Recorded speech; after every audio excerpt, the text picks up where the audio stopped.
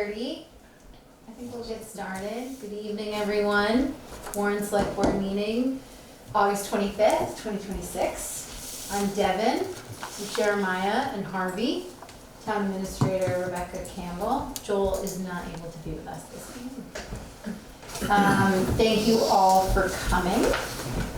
We will start with public comment. Devin, you have somebody who wants to get in. Oh, thank you. Perfect.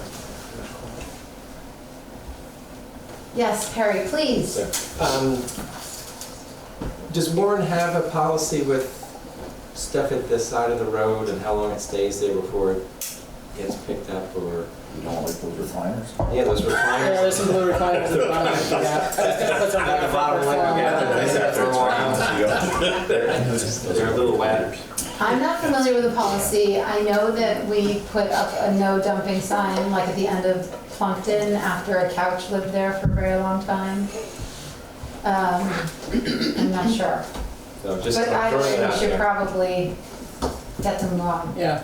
And then on a more important note, end of the month, we have any news on the short-term rental and Granicus and any more registrations? I don't know about registrations. How's that going? Devin and Carrie and I just sent a response back to Granicus with some feedback from some former select board members that were a part of the initial process. And so we're sort of waiting to have that official meeting with them to go over. Milla was very helpful. Yeah. She put a lot of her notes and thoughts into the email. So we are meeting with them, is that next week or the week after? I think it's the week after. Week after, and we also someone reached out to us from an alternative company Yep. suggesting that they'd like to speak with us. They've had similar experiences with other towns. Yeah, with Granicus. With So Granicus. good leads to follow Granicus. What's that? Good, towns that follow Granicus are a good lead for Yeah. them. Yes. Yeah, and then Yep. Camilla also said, I think it was the town of Chester. Yep. Had a similar experience, so I think we'll reach out to them Yep. and see what they did and if it was resolved or how they continued on. Yep. But we don't know about registrations. And I don't. But she did say that she was gonna try and do that monthly, didn't she? Yeah. I think we asked her to. Yeah. So we'll follow up. Yep. Thank you for always keeping us on our toes there, Perry. Do we have any other public comment this evening? All right, how about agenda changes? We need to add a festival permit for Green Mountain Valley School under other business.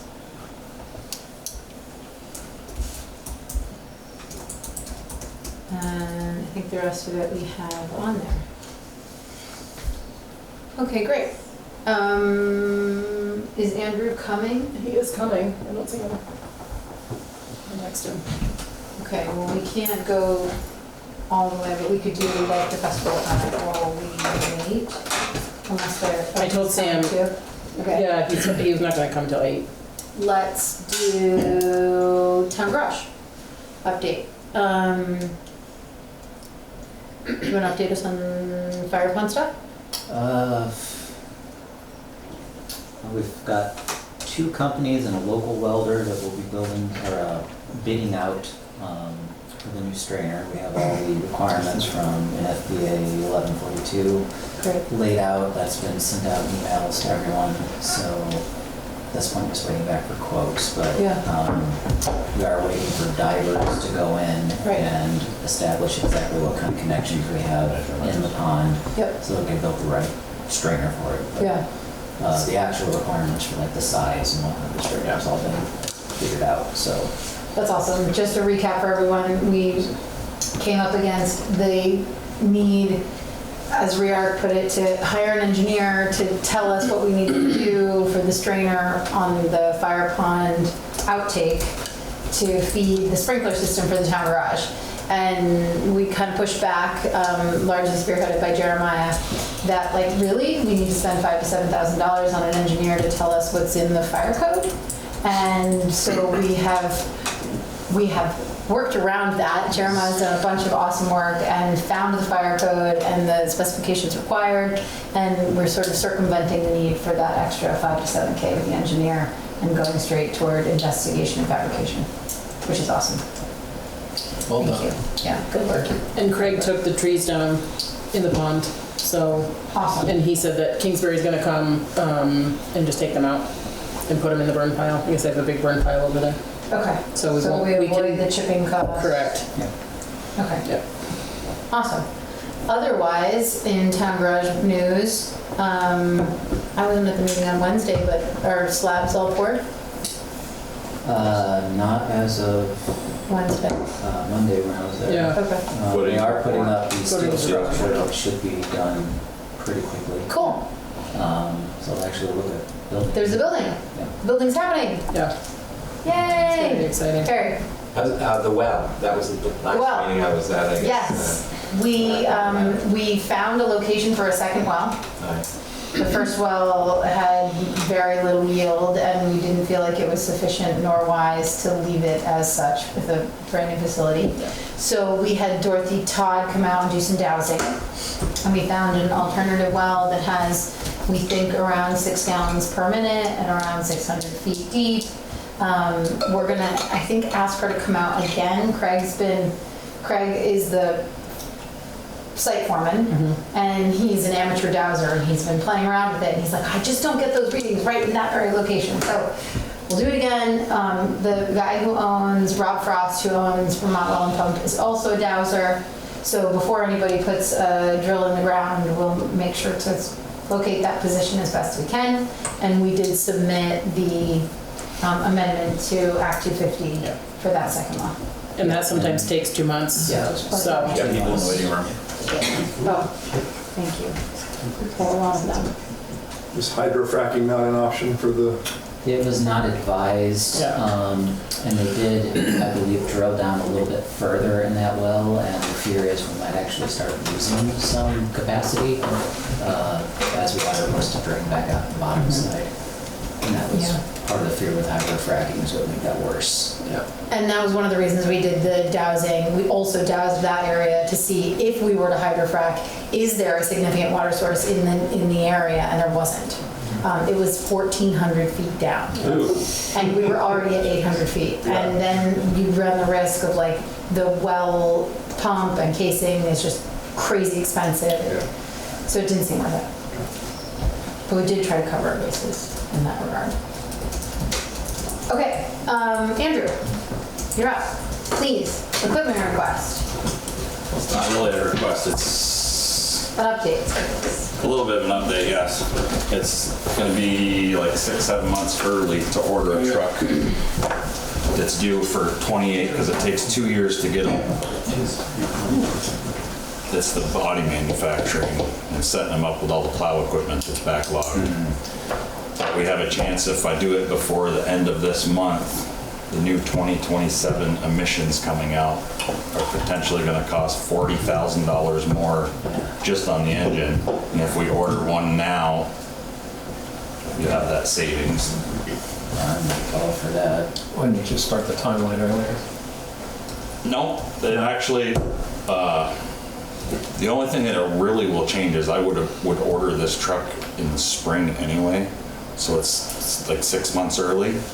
So really the only thing that it will change is through Charlie Boys, I can order the truck and they won't start the warranty on the truck for us until we're invoiced for the body build that we've received the truck. The International will do the same thing, but they'll only hold it for 1 year. And right now we're expecting a truck in late September, early October that's been 2 years in the making.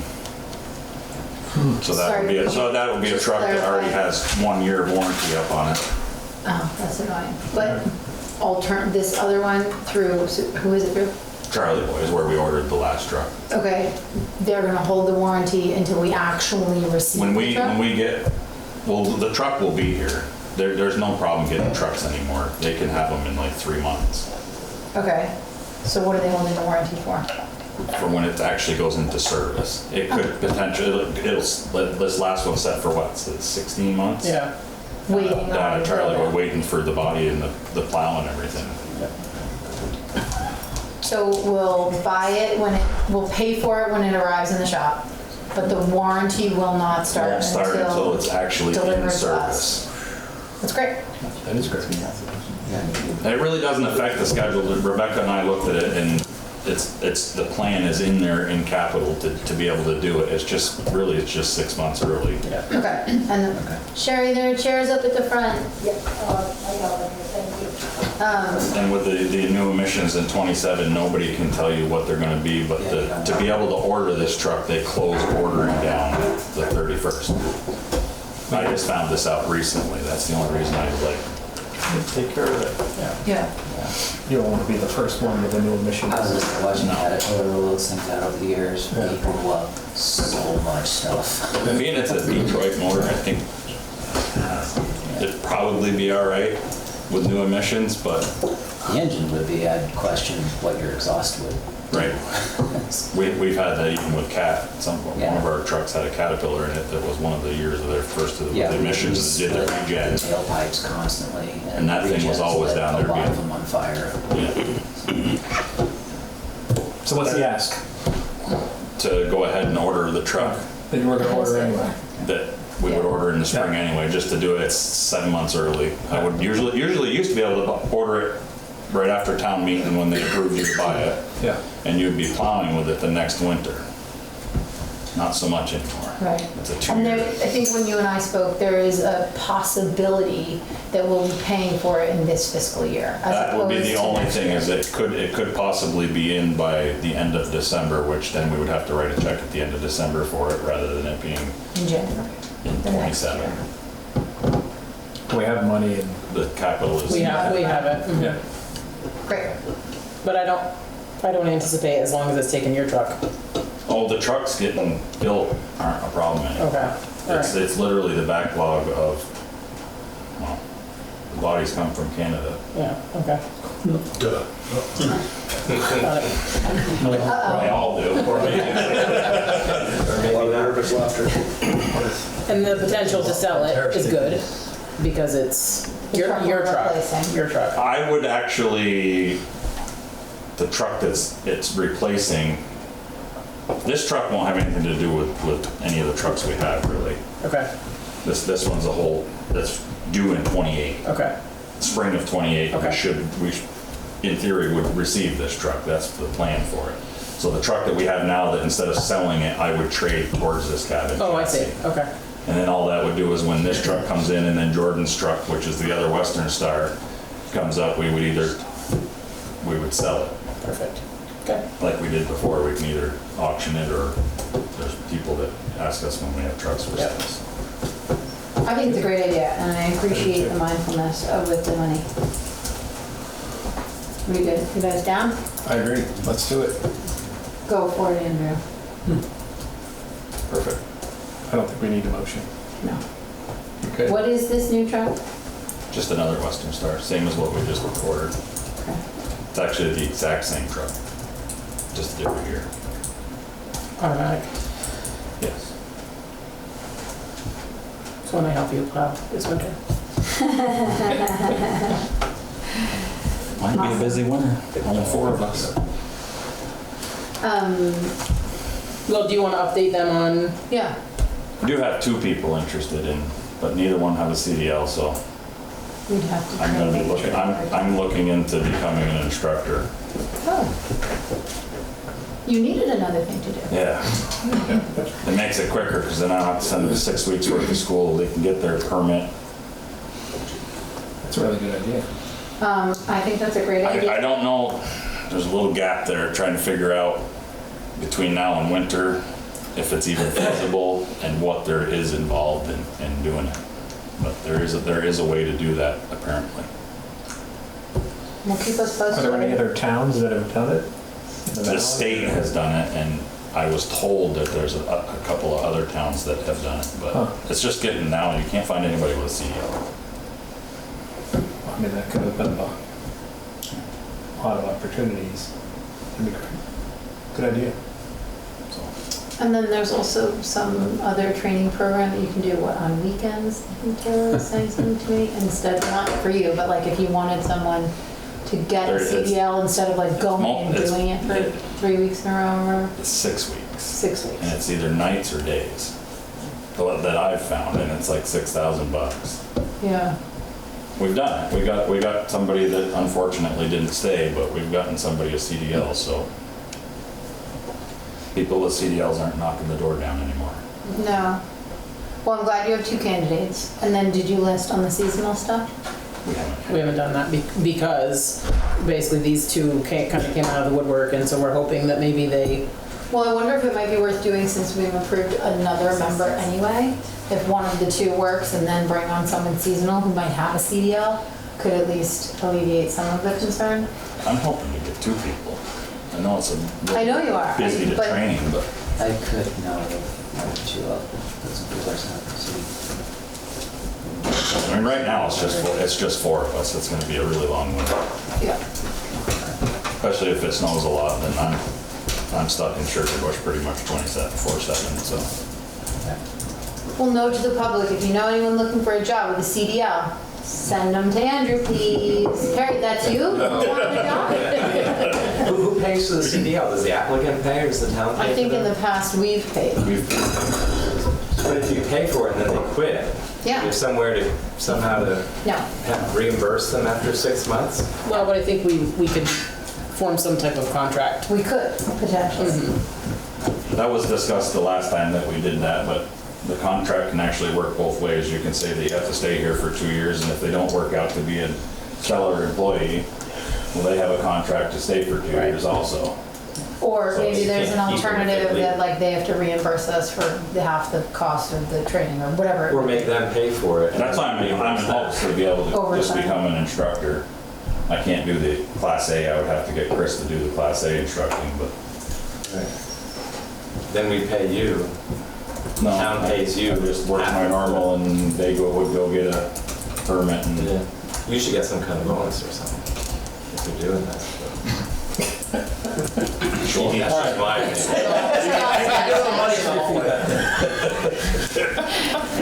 Thank you, We'll Barry. make it a win-win. So we good? It just Okay. okay. Back. Okay, thank you. And I'll give you a. Great job. When there's people. I'm not missing Sounds good. anyone, am I? You got Oh, more yeah. people in. Yeah, I do. Maybe Jeff should go. Did I get them all? They would say up at the top. Apparently my brain will work like this screen. Okay, we are gonna move on to the 4th of July debrief. Ben is here, and I'd like to invite him up to the table. Before we dig into this, I wanna say a few things. One, on behalf of the board and a lot of people in the town of Warren, we want to express our gratitude to the Rotary for all of the hard work that you guys do. We know that you put in a lot of time, effort, money, manpower, all the things to make this happen. And I am confident that we can work through any and all logistical glitches. I also want to remind us all that we knew we were in for a banner year. It was a Saturday, it was 250, it was meant to be a higher rate of attendance than yet ever seen before, and it poured cats and dogs for like the first time ever during the actual parade. So yeah, with all of that, honestly, I just want everyone to know how grateful we are for the work that you guys do. It's a lot, and this board does not have the capacity nor the desire to take that on. So thank you very, very, very much.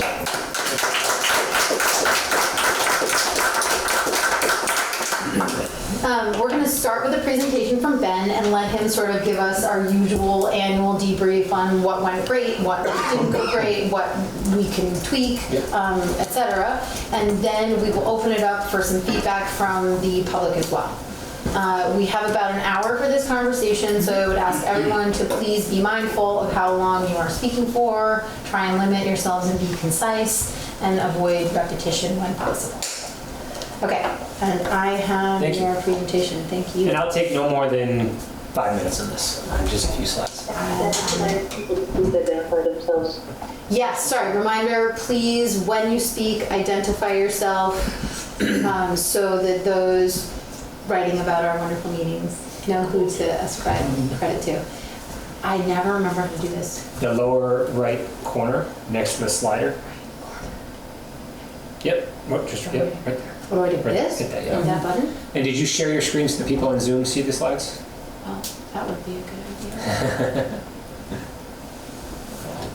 Sorry. So share in the middle. There you go. This part I know. So sure. It's just the slideshow that I struggle with. All right, great.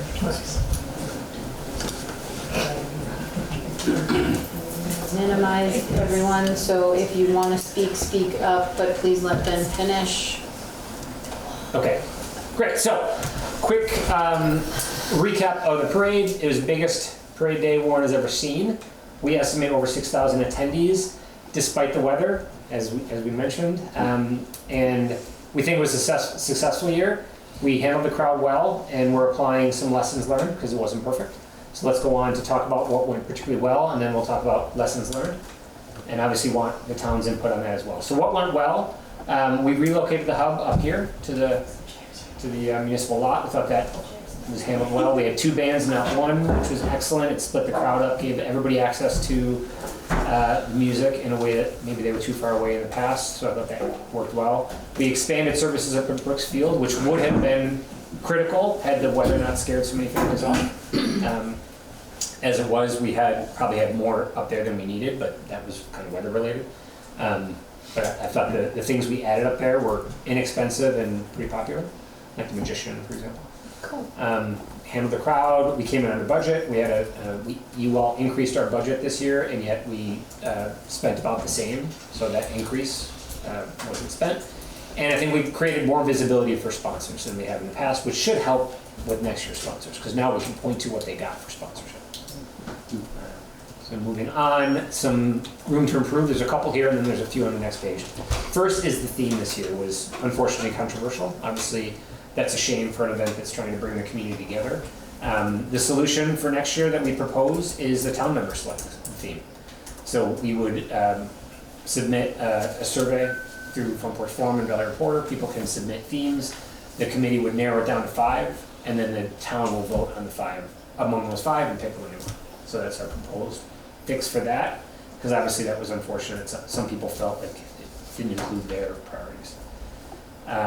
Another issue, even though the budget came in fine, we did not generate many donations. So this year we had, for the first time, the Venmo option for people to donate to the parade. We got $9.20-something cents. And it's the 20-something cents that was particularly intriguing. Because they take that percentage, Oh, that must right? be. So we put $10 in. Yeah. And so we didn't advertise it enough, clearly. We thought that would generate more. And we also think we could do a better job with sponsors. We did fine this year with sponsors, but I think that's an untapped potential. We can do more. So those are 2 of the big kind of lessons learned. And then there's some more on the next page. We missed the no parking signs on Fuller Hill Road, which was just a mistake, unfortunately. So we'll fix that up next time. We want to discourage candy throwing. That created a mess. And it's, as the parade gets bigger, that's more and more of a mess. We have to figure out how to do that, but we'll figure that out. And then we just need more capacity. As the parade gets more and more popular, we consistently underestimate how much we need in terms of buses and portlets and food vendors. Next year it'll be a Sunday, however, my guess is the holiday will be a Monday. Mm-hmm.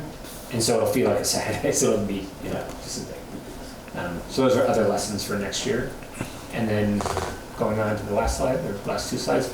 One thing I want to clarify, we've heard some discussion about shifting the parade, planning to, quote, a group of local community service volunteers. Just in case anybody's curious, that's what we are, right? We are all volunteers. I'm not getting paid for this. This is something I do, and my committee, we do on the side of our desks, despite a full-time job. We're local residents, and this is part of Rotary. One of Rotary's slogans is service above self, so this is our active service. That said, if there is energy around, fresh ideas, new volunteers, we will hand it over with all of our support and our contacts and our 141 row to-do list, and wish them the best. So we're not gonna fight it either. I think that's it. We don't want that. Yeah. Just so we're clear. Yeah, just like, Sure. So thank you. Another great year in the books, and I think we'll use the learnings to be even better in the future. So with that, open to any other input. Before I forget, I want to go back, what was it? The donations. That was what it was. I had a number of people come up to me and said they tried to scan the code and it wouldn't go through and it wouldn't work. That's right. So just as far as like one of the, because I think it's a day of kind of thing as opposed to in advance or after the fact. And I don't know if that's because our boosted Wi-Fi wasn't enough or I'm sure that's what it was. they couldn't make the transaction happen. And I think that that may be one of the downfalls. Were the QR codes laminated? Because the rain probably could have screwed up the QR. I don't think they were. That's a good point. They were cardstock, but that's not the same. Right. So that could get Yeah. wild. Yeah, good point. Because a lot of that extra little pixel that got screwed up. Yep. The 5G. Yeah. I don't know if it reaches us. I don't Not think it this- I don't does. think it does. Well, you have your, Says it does, but. oh, but it's in the it's the valley floor that's notoriously dead. Okay, yeah, I guess I'm up to that. Yeah. Yeah. Okay, I'd like to open it to the public to hear some feedback. Before I do that, I want to share, bear with me, it's a little bit long, but I think it's worth it. Mary Kathleen, I think we all know her as Kathy Mahuron, wrote into us and asked us to share this.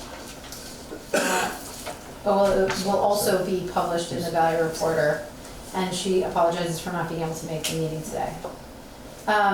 In a letter to the editor on August 13th, Carl LaBelle wrote about the most recent 4th of July parade in Warren. He said, quote, "I objected to the Rotary's choice of theme. It was political, divisive, and inappropriate for the parade, especially a parade commemorating the 250th anniversary of the signing of the Declaration of Independence," end quote. He then suggested that we dismiss our Rotary volunteers and hand the project of planning and running the event back to the town of Warren. He seemed to be saying that our celebration of the 4th of July in Warren should revert to the, quote, "old ways." Yet I don't know which old ways he's referring to. The website for our parade states that this year marked the 76th annual event in Warren. That would mean it started in 1950. The early parade began with horse shows featuring as many as 50 animals. Further research shows that the procession likely consisted of horse-drawn carriages, musicians, and veterans. The writer, Tim Johnson, noted that across Vermont in days gone by, quote, "the typical July 4 event was filled with lengthy orations, florid odes, and classical music. Almost like a prolonged church service," end quote. So that kind of parade might have lasted for a decade and a half. However, the year 1965, 61 years ago, was pivotal for the parade's evolution. Warren Town Clerk Emma Ford invited some young architects from Yale to join in. They'd come to the area to build experimental housing on a piece of land called Prickly Mountain, and Emma thought they would bring fresh ideas. Apparently, Emma loved a good parade. The young designers from away created a moving basketball game with players walking on the ground inside a defined area. As the apparatus moved forward, they had to keep pace with the parade while also trying to dribble and shoot the ball into one of the baskets. What the Prickly team didn't anticipate was the challenge of following so many horses. Playing the game became even more difficult as they had to dodge piles of horse poop. Architect Jim Sanford arrived 5 years later and confirmed during a phone call, quote, "the horses were still a challenge at that point," end quote. The piles of obstacles set a colorful tone for the event, a tone that still exists to this day. However, the Prickly crew and others tackled serious themes too. This year, the Prickly group constructed a huge reflecting pool in front of a facsimile of the Lincoln Memorial, complete with its iconic columns.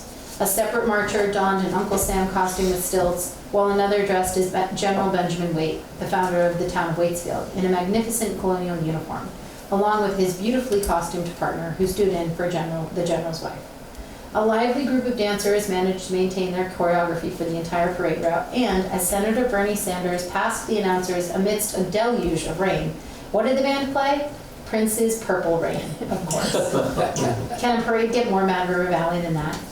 Lisa Loomis, the editor of this paper, wrote, The parade, long known for its irreverent floats, political satire, homemade artistry, and community spirit, has become one of the Mad River Valley's defining annual rituals." End quote. Despite Mr. LaBelle's objection about the theme of resistance as revolutionary, it is actually a perfect fit. LaBelle's assertion was that it was inappropriate for the anniversary of the original 13 colonies signing their Declaration of Independence. He is, of course, entitled to his opinion, but Vermont was not part of the United Colonies in 1776. Many settlers were here wanted to be, but were denied that right. Thus, Vermont's journey to statehood evolved into a remarkable story of resistance.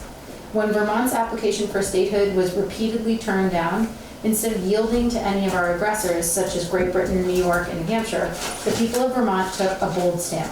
Our leaders declared independence from all of them. Our forefathers got busy establishing the Republic of Vermont. The new country's constitution was signed in Windsor, Vermont, the following summer of 1777. That's right, we wrote and adopted a constitution before the United Colonies did.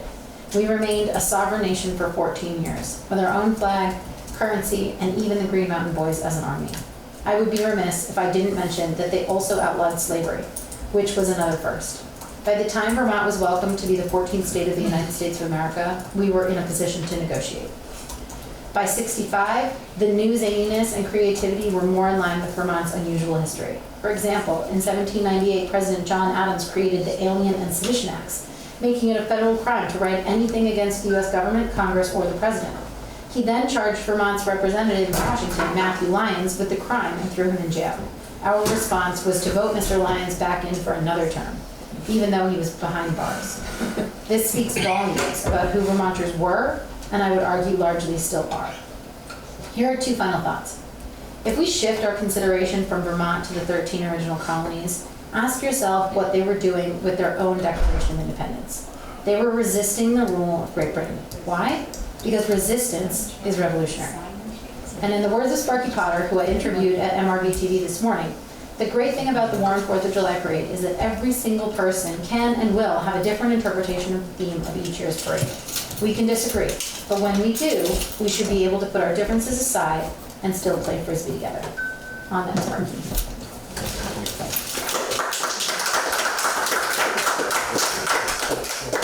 Stop sharing. Okay. Did you give me a note? Did you give me a note? We have one more to be read from someone who could not attend this evening, Leslie Mahoney. I want to reach out after viewing the select board meeting recording of July 14th. I live at 440 Main Street, diagonally across from the library. I was sad to hear how upset my neighbors were about the events during the 4th of July festivities. We had a completely opposite view of the weekend's events. It was wonderful to see the parade so well attended. Many events of this type fade over the years, but clearly the excitement, celebration, and meaning of the Warren Parade endures. It represents our town well. If Warren had this sort of noise and traffic every day, I would obviously object, as I live in Vermont, not New York City. However, 360 days of the year, I can hear the river rushing, the birds singing, and a couple trucks hitting the speed bump in front of my house. During the parade, we had guests taking cover from the rain under our little porch, and plenty of happy strangers cheering from under a tarp we provided on the sidewalk. Everyone got wet and no one cared. We picked up the candy wrappers and raked the lawn on the bed. Not a big deal. We also loved having Jewel House use the pavilion after the parade and enjoyed having both bands to dance and listen to. A fabulous event that we shared with friends and neighbors who either took the SB shuttle or biked to our house. There can always be improvements to logistics, but overall we give the event 10 out of 10. I love living on Main Street. There is a vitality here that I would miss if I lived further up the mountain. I enjoy hearing the children's voices during their Tuesday afternoon school programs and seeing how the pavilion gets used so often by various ages. The culture is rather rich for such a little town. If I wanted complete quiet and solitude, I wouldn't live right here. I expect there will be a more balanced hearing of community voices regarding the future of the 4th, and I'll try to attend. In the meantime, thank you for hearing my viewpoint. Excellent. Okay, that's all from the interweb. Would anyone like to share their opinions or thoughts on the 4th? Really? Nobody? Yes. Yes, please, Ann. I'm Ann Hyde. I live on Fuller Hill Road. I'm a resident taxpayer and been here for 25 years. And I am here tonight to say that I think the Warren Parade is a wonderful thing, and it brings good publicity to the valley. We need more young people in this valley. We need more businesses. We need events that people can come to and see what a great town this is and an area to live. And so I very much support it. I mean, clearly if there were, I was there getting drenched and I didn't see an emergency vehicle that couldn't get through. I didn't see that the parking on Fuller Hill Road looked any different than in previous years. There are always cars on both sides. I'm sure there are logistics and things that can be fixed up to make it somewhat easier for people, but all in all, the idea of abandoning it or moving it to something else I think would be really bad for the town. And while I'm speaking, I know we're not talking about the pavilion at this point, but I also think the pavilion is a wonderful space. It's beautiful. I mean, people can go there, meet their friends and neighbors and sit quietly and talk. It's a place, again, for families to come with children and be together and have events. The library uses it. I think it's an important part of our town. Thank you. Hi, Lisa. Hi. Will you just introduce yourself? My name's Lisa Miserandino, and I live on Main Street, across the street. There's a lot that can be said, and I would like the select board, maybe I missed something, I thought that the parade this year was not managed well. I'm not saying that everything was bad or anything. Compared to previous years, it wasn't managed well. And I would like the select board to address the issues that were not managed well. A couple of things that I'm thinking of is, I remember in previous years seeing people, don't know who hired them, out managing the crowd, ushering people around. I wish that I could tell you where they came from, but they were clearly there to help manage the parade. I didn't see that this year. Could be because it was raining so hard and there were so many more people. They also did a really nice clean sweep of the village afterwards. In the past, you mean? In the past, not this year. The issue with the emergency vehicle, whether it would have made a difference or not, is not the issue. It was an ambulance trying to get through, and nobody that I could see was helping that ambulance get through. So, Can we pause on that for just a minute, because I'd like to have a little bit of a conversation about the emergency vehicle. I didn't see it, and I know Alice has told us about it. I saw it. Can we get a little bit of clarity on what we saw and what we might be able to do differently? Well, actually, yes, I think that's a good idea, but... Do you want to come back to it and finish what you were saying? Yeah, I mean, and I also think that the parking was a problem, maybe because there were so many more people. Lisa, did you come in a little bit late? Or did you see Ben's presentation? No. Okay. So just so you know, and you're welcome to go back and watch it when it airs, but we have addressed a number of those things. The parking signs it was an oversight. They were forgotten on Fuller Hill, and the Rotary has apologized for that. What were the other? Do you want to respond? I think that was the only thing that. Okay. As far as the parking is concerned, Right. We know that was a mistake. Okay. Yeah. Al, please. People park, well, Al Barrelero, people park right in front of the no parking signs. Right. I think Jeff should have a pad and tickets and be out there writing tickets. I mean, I know what the job is to put the signs up. Sean's been running it for the last several years, and it's, a lot of people spend a lot of time putting up the no parking signs. And you drive by the signs in the middle of the parade, and cars are parked right in front. Or they take them out of the ground, or who knows. Park between. Yeah. Yeah. So can we, just one second, please, Alice. No. I think a simple solution was for Fuller Hill Road is just put one of those wooden barricades up a little further. That way we keep a lot of the trouble with people coming down and getting stuck and there's nowhere to turn around. Yeah. Like right before it gets really steep where you could turn around in those crossroads. That's Martin's Way. the wide spot where they. Martin's Way and Murray Hill. Yeah, Yeah. they could Yeah. still turn around and get back up there. I think a barricade at that point would be a Great. very simple solution that would eliminate the disrespect of the parking sign. It's also wider there. Yeah, Yeah. yeah, so they're not trapped, because I But- saw a lot of people turning around in her driveway. Yeah. They were just, Right. got there and nowhere else to go. Yeah. Yeah. Um, Can we go back to the emergency vehicle? I'm a little bit confused as to what it was doing or where it was going. Was it trying to come down Main Street where the parade was happening? Yes. And why would it do that instead of going on Route 100 if it was headed to West Hill? So there was a person that was having a heart attack. The ambulance got there within, from what I understand, less than 2 minutes, because there's an ambulance that was stationed at the north entrance, which is where they always park in case Yeah. they get a call. The rescue truck, which is, I believe, what got kind of, if you want to say, abandoned by Fuller Hill, was a rescue truck. They can't transport anybody, it just carries all their rescue equipment. Like to get someone out of a building or a vehicle? Correct. Okay.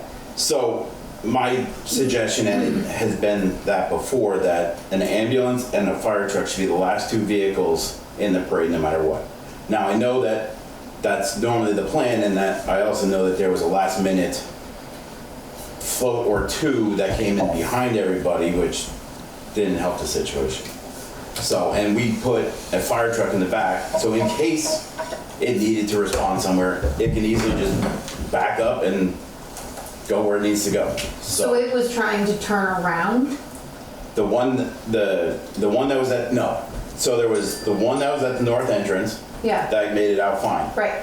The one ambulance was able to get through.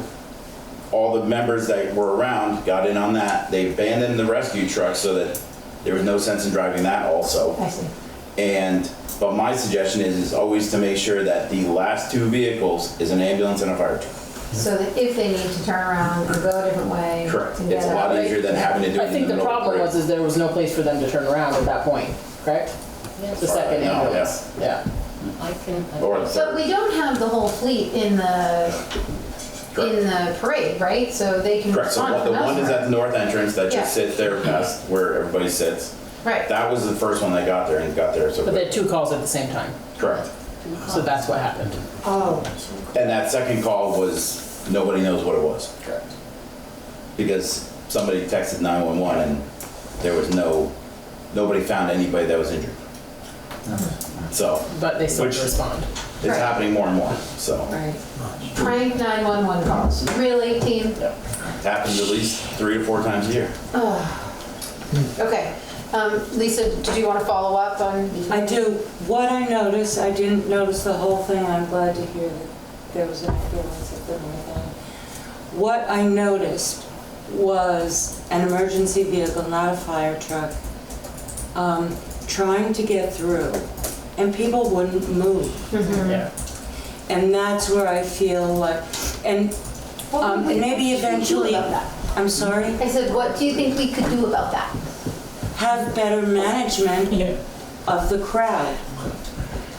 So like increased security, this. I don't know what we had for security. I'm saying what I have noticed in the past is if something's going on, there are people there encouraging the crowd to move,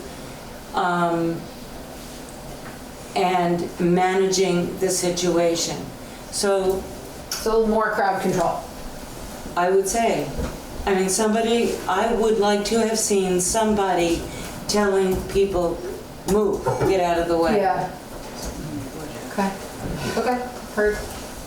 Yes, Alice. I'm gonna address the parking first, because I don't quite understand what you were saying, Jeff. That truck that was blocking my driveway came down Fuller Hill. There was no way he came any other way, because Fuller Hill was one way.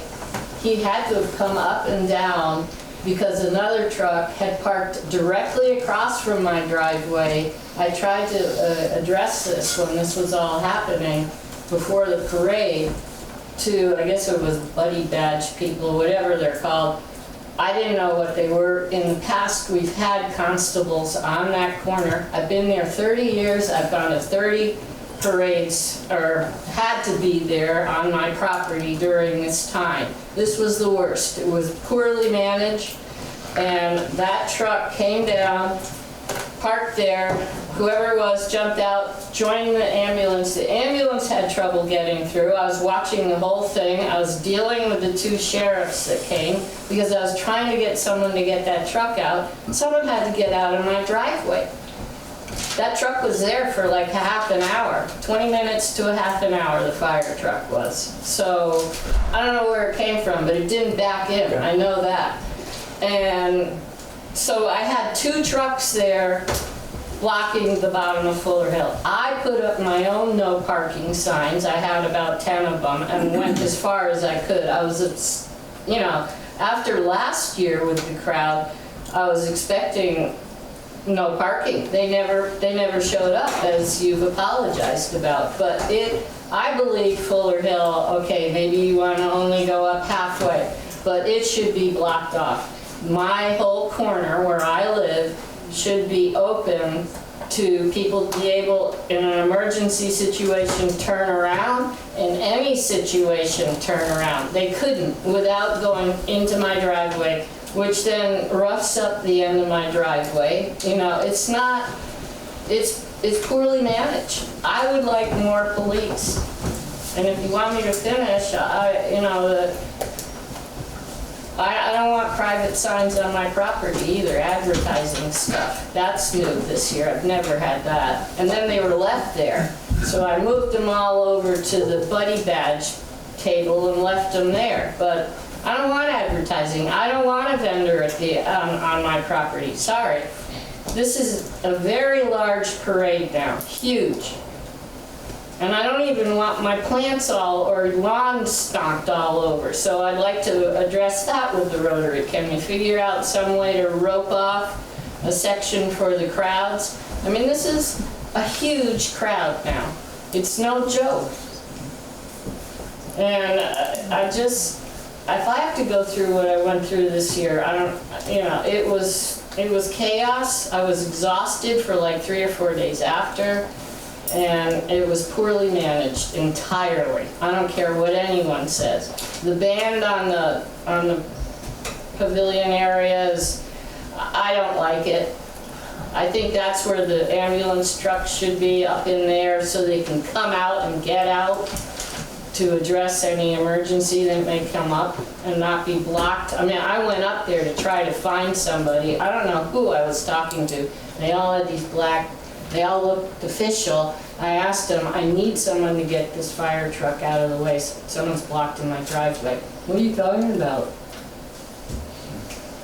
So no one could answer anything. Even the 2 officers I spoke to extensively about were very upset about what I was going through, what the village was going through. There are other stories.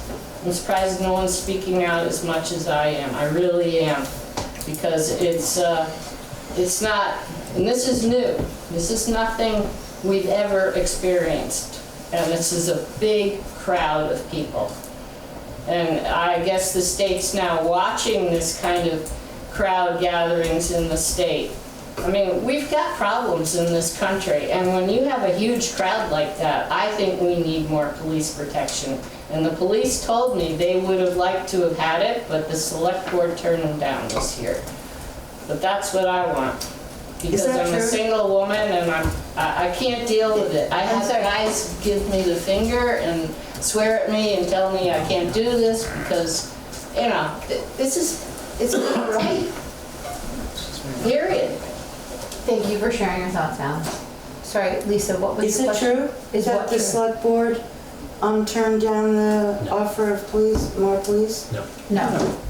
we were offering more police. We would gladly accept it more. That's not what the sheriff told me, and he's been here 18 years. I'm sorry to interrupt, I'm not hearing people state their names, the conversation's moving quickly. Yeah, sorry, that was, Alice was speaking, Lisa asked a follow-up question, and she said, is that true that the town of Warren was offered more police for the event? Ben responded, no, that was not true. Alice said the sheriff said that is true, but none of the people organizing the event heard from the sheriffs. So I'm not sure. Actually, they said they came to you. They did not come to me, and they didn't come to Rebecca. No. Did they come to you, Jeff? No. No. There are a couple of comments on the chat here.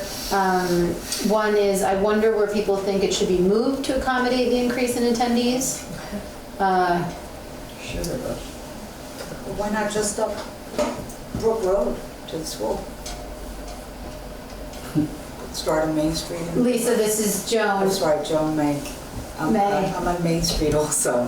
Yes. And I don't know, you could start there and then go up toward the school, Sorry, start the parade. where?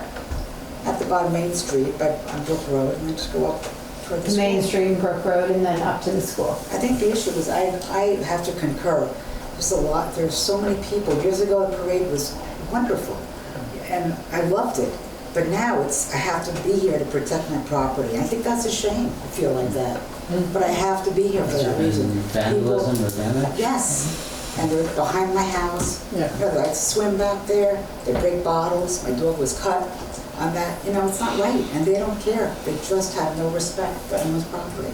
That's a problem. So. Thank you for sharing. Yes, please. Jenny Goldberg. So what about if you put, because it was all basically on social media, I think that thousands of people wanted to come to this parade, saw it. What if you put guidelines or rules or behavior or the way we should act when we come to another state? If you're going to come to our parade next year, these are the parameters of the rules that we require of you to be in our town. And there will be consequences if you do not follow them. Would you impose enforcement? Yeah, I think the follow-up is how do you enforce and how do you communicate that? I would gladly stand and get people in trouble all day long. Favorite thing to do. Yes, George. George Schrank. I think that the idea of communicating certain values or aspirations is really important. And that was one of the intentions behind the banners that I and some others developed some years ago now after the tragic accident when I think it was 3 people that were killed. And we felt like we really needed to reimagine what the parade was about and what the street dance was about. And so the banners are largely about messages of gratitude and acknowledgement of the good of others. And my hope is that that has made a difference and that it reset our expectations and sense of what the parade is and what it isn't. I do want to make the observation that I think that this is hard for the center of the village and for the people who call that home and think of it as a quiet, sensible place. And that this one day a year, it's not that. And there are people on your lawn, and as Alice has mentioned, there's people peeing in the bushes, and there are things going on that you may not ideally think of as being the very best of what you hoped or thought it was going to be to live in the village. But it's one morning and a couple of hours in the afternoon, and then it's gone. And as another speaker said, that this is a unique event that is powerful, that contributes greatly to the economy of our community, and that it is not although it happens here, and that the town of Warren generously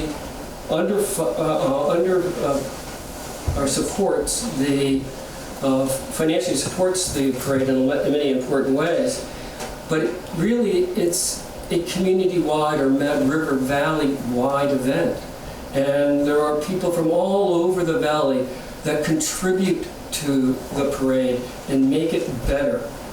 And we in Warren do this, and maybe this is our gift and our sacrifice to our community for something that's meaningful, that has a great legacy.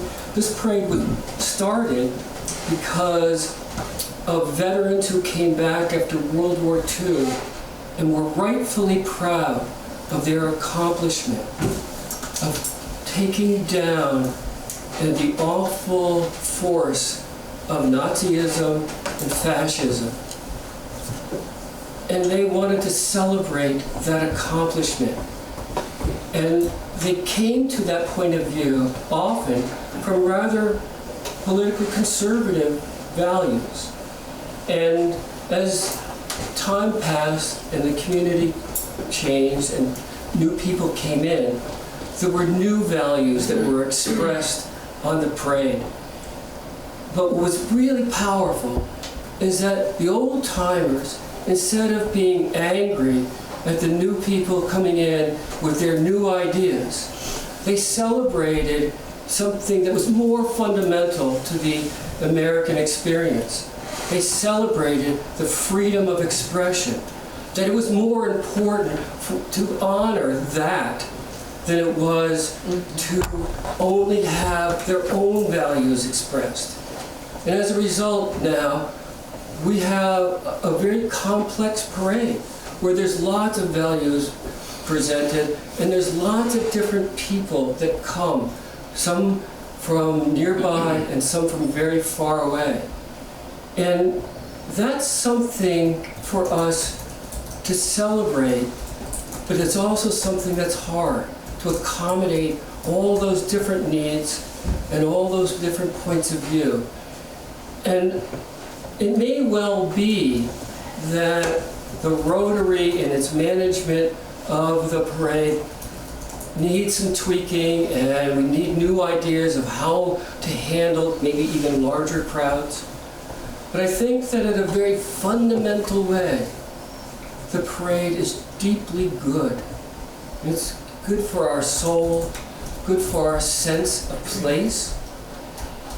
And I want to say that a special acknowledgement needs to be made by the town, by the Mad River Valley, maybe by the state of Vermont, for the hardships and the things that aren't so great, for the people who actually own land right in the village, and the people who call that home, and whose home is different from about 7 o'clock in the morning on the 4th of July until about 3 o'clock in the afternoon.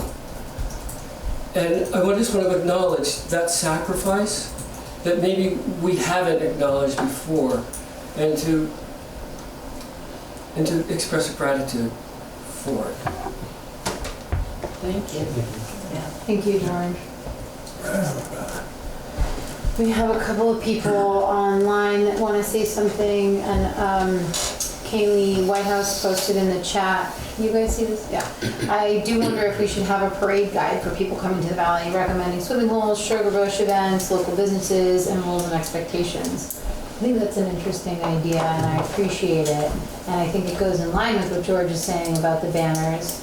I know that the banners resonate with and mean a lot to those of us who live here. I wonder if there's a way to communicate their intention ahead of time, so that people come sort of prepped with what to expect and how to behave. And maybe we can do some brainstorming around that. And there's also a comment, you know, that they want more police presence. That doesn't always feel good for everyone. I'm gonna, Jess, please. I kind of wanted to speak, I guess, to like living in the village in general. I grew up here and I've definitely seen the parade change and the village change over the past, you know, however long I've lived. You know, I mean, I have,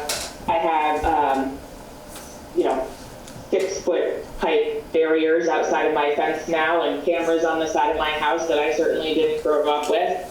I don't know how many of you read Carl LaBelle's heartfelt post on Front Porch Forum, but you know, he spoke to a very nostalgic Warren Village that I remember that doesn't really exist anymore.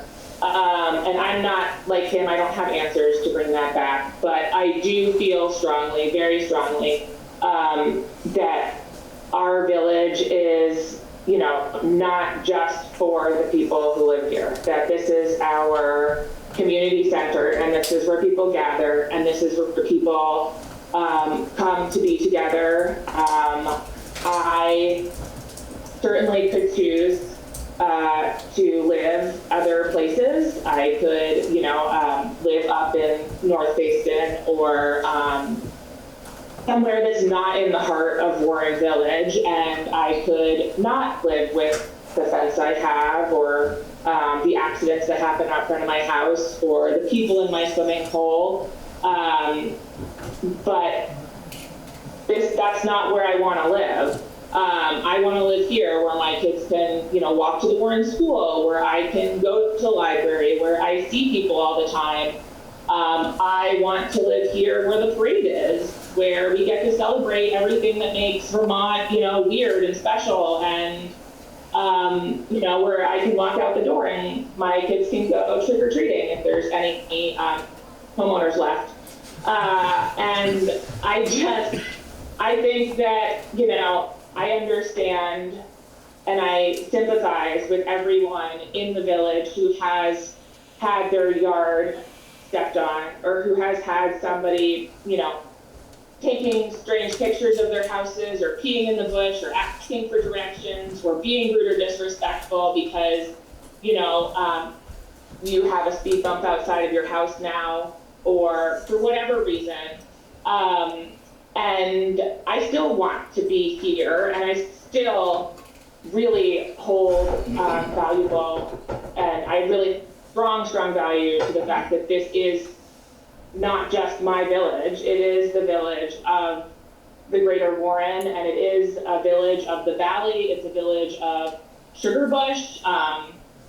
So I you know, I'm not going to post my river. I'm not going to say that it's private. I will clean up the glass if it's there, unfortunately. Or I will say hi to the people who hang hammocks in my trees and ask if I am renting. You know, I mean, because they rappel down the side of the embankment by the road into my backyard. And I think, you know, I know that's not for everyone, but I don't have to live here, you know, and I'm not wanting anyone to move out of the village. That's not my intent at all. But I think that living in the village, you would expect to have people here. I think that the select board does a great job at listening to our concerns and trying to support our values, and I appreciate everything the Rotary has done. I don't want to, you know, kind of throw out the baby with the bathwater sort of situation because of one really intense year. It was really intense. I was at Harriet Stewart's house when the ambulance or emergency vehicle was trying to get it out. I was in the middle of the road trying to get people out of the way. It was confusing. I don't disregard that. But I think that there does seem to be a plan of action. There does seem to be proposals for change. I appreciate you all listening to all of our concerns here. But I really do support, you know, a lot of what George was saying, and that we're still the Mad River Valley, and this community is still for everybody, and I hope that it stays that way. loud music in the pavilion and all. I think that it's wonderful. So that's all I have to say. Thank you, Jeff. Thanks. Marilyn. Yeah, Marilyn Bell, I live on Trout Hollow Road in Warren Village. And the thought that comes to me is, I do love the parade. I was in the parade the past couple of years. It's wonderful. It's a great thing in our community. It celebrates diversity and democracy. However, I certainly respect people who've had damage done to their properties. And I'm wondering if we can just specifically deal with each property or each house somehow, whether it's, signs or tape, not like police tape, but something that says physically, because I'm also on the Warren Historical Society, and so we're open that day, and we came to find out that people walk in the back of the barn and they pee. So we made little signs, don't pee here, there's a porta potty right there. But with a little bit of humor to it, so people will go, oh, right, that's, there's a wonderful person who lives in that house. So just, maybe have a consistent sign that's developed for the town and all the little houses that get trampled on, and just all the houses along Main Street, and maybe a few up Brook Road or on Flatiron. So it's just specific, as opposed to trying to do something for the entire parades. The biggest problems that are occurring, as I hear people, is it's my house, and this is what's happening in my yard. So could we go to each specific house along Main Street and the other streets, and wherever there seems to have been a problem, we do something to let people know, don't trespass, or, a better word, George could come up with some wonderful signs that everybody could post on their, their lawns. Yeah. So that's a good idea. That's my thought. It's interesting, these are similar concerns as those that we've been dealing with, most recently with the Green Mountain Stage Race. And the theme is that there's a lack of respect and awareness from people visiting our space on how they are affecting our landowners and our residents. And I think this is a really beneficial conversation and part of the idea generation that we need to imagine how we communicate that and how we ask for greater respect and understanding that, your guests here. As the mother of teenagers, it's challenging. This is hard every day with everyone. And I really appreciate everyone coming to the table with understanding and ideas. Randy. Hi, Randy Graves, and I'm only going to speak because a good friend of mine who's in the room and a neighbor and lives in town asked me to. So if I can offer something, I can offer no solutions. I can offer a perspective, starting with something I'm very proud of. I'm a 7th generation Vermonter. My relatives came here in 1758 to Waitsfield. I can remember my first Warren parade because my Aunt Bev was in it as the Statue of Liberty. And I'd go into Roy Long's store and buy caps for my cap gun, and that was my excitement for that. And I guess I'm a typical Vermonter because I have been called curmudgeonly, and I take that as a compliment. But here's what I do. I haven't been to the Warren Parade for 35 years. It's not my cup of tea. It's not. And something happened in that parade, and it was on the heels of the Vietnam War, when a classmate of mine and my sister and my oldest sister were killed. And there was a really ugly part of that parade. And I've never forgotten that. But I don't begrudge anybody celebrating our 4th of July at all. So I don't offer any solutions, although I will say, George, not all locals were so psyched about the Prickly Mountain people to begin with. That I'll correct you on, because I did that. But it's like reading a paper. If you find a story you don't like, turn the goddamn page. So I don't go. And what's the harm in that? I don't begrudge anybody for having a good time. The genie is out of the bottle in this parade. And if somebody has some good tweaks to it, voice them now, or voice them the week before. Or anytime in the next year. But I volunteer my perspective anytime I post on occasion on Front Porch Forum. If you want to know a perspective of a Vermonter, and we all are in the room, it doesn't make me smarter or better or anything else. It certainly doesn't. But I've been around at this point. I've got a bad birthday coming up in a week. But let me know. But it seems to me if you come to the parade to have fun, that kind of spreads. There, I did my duty. Thank you, Andy. So we have a few more minutes, and I want to just acknowledge a proposal with respect to the theme that Susan Klein sent along. And I don't know that I necessarily... You have it, copy of it, yeah.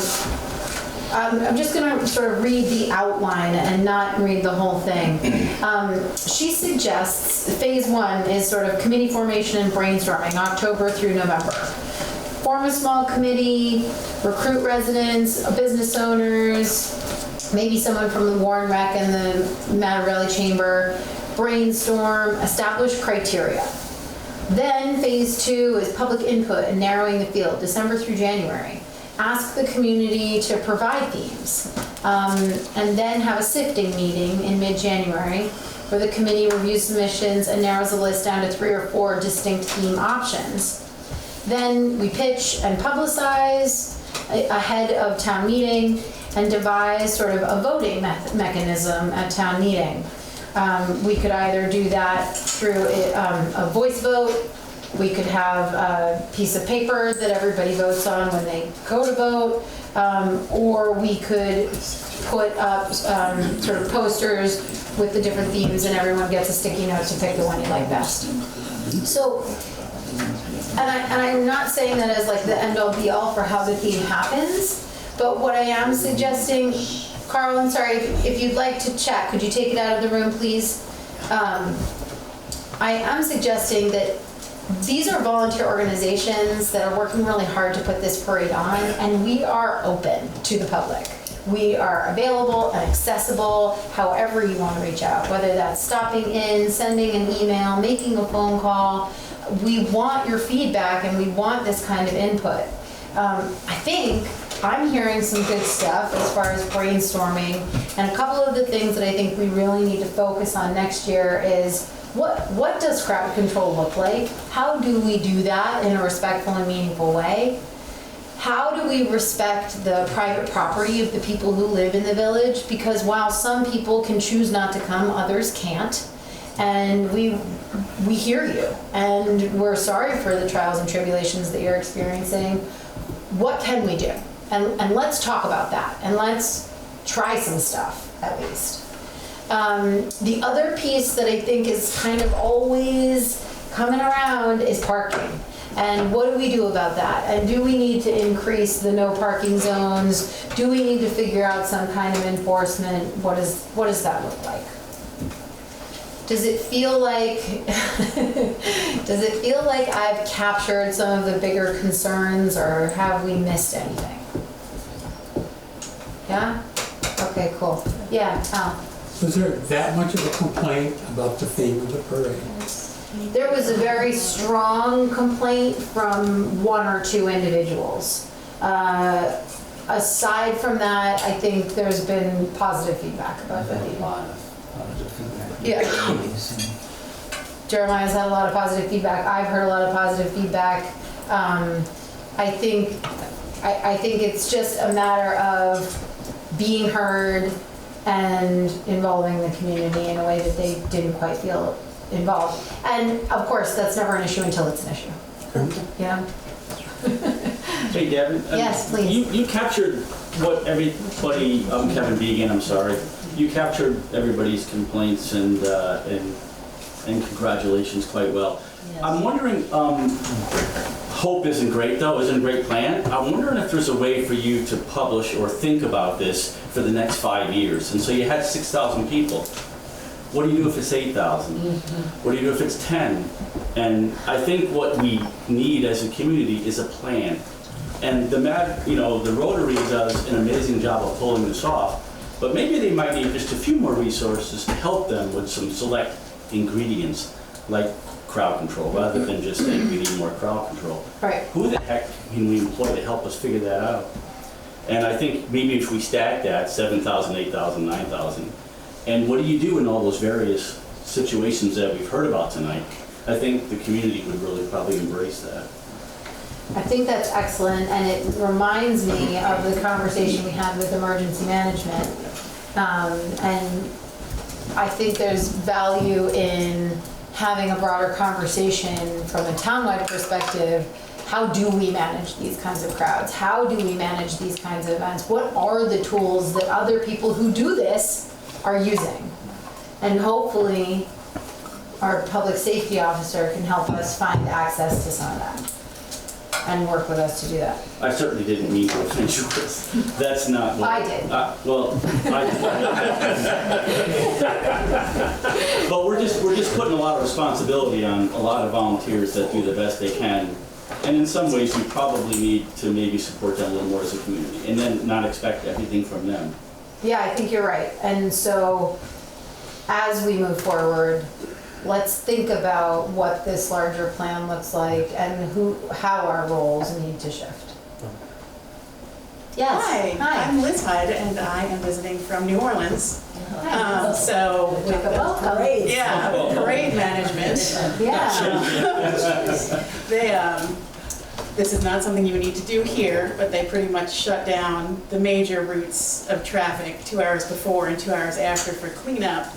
But they make prodigious use of barricades. And if you have extra money in your budget, maybe set up barricades to block off people's lawns just for the parade and have them picked up once the parade ends. Also, we tend to, the best way that some of the rules that the locals have, they have kind of become anecdotes. Like, don't urinate on the street during Mardi Gras because you'll go to Orleans Parish Prison all through Mardi Gras, through the holiday. So it's kind of, if you can find a niche local way to get your rules across, that's, if you have to go to the police station during the 4th of July parade, you're gonna be there 3 extra days because it's a holiday. Things like that is kind of how it works. Chair downstairs. Also, we tow immediately. Yeah, anybody who's on the parade route, automatic tow. And I don't know if you guys have the space for that. The tighter streets. How about the tow truck? We don't have this. Find a tow truck. But yeah, they tow a lot. They make a lot of money off of it. But it is something they do immediately. That's not a bad idea. We could alert the local towing agencies. Take a percentage. And the sign can read, support the town of Florence 4th of July parade, park here. Yes. You will be towed at your Yes. George, did you catch that? We need a banner. Will you say that? What'd she say? No parking. If you do park here, you'll be supporting the town parade, the town of It Warren's says park parade here, budget. support the town of Warren's parade. You will be towed. You will be towed. At your expense. At your expense. That's a good We also had a suggestion for super soakers for those who urinate on lawns. We could have the super soaker patrol, but all the 6 to 10-year-old boys out on the streets with the super soakers. Dunk tank up at the Brooks Field, you have to be in the dunk tank for 10 minutes. Oh my gosh, that's such a good idea. Because then Are we allowed to do that? Then you can get like your point across. Yeah, We didn't want you to park here. Lamb, now you're done. yeah, Take out your aggression. yes. These are real lived consequences. Something That we was a used to quail, do- Lisa, by the way. Sorry. Something we used to, I used to help organize some of this stuff for bigger cities. We'd have like, 50, 60,000 people. And we used a lot of Boy Scouts, police explorers, fire explorers.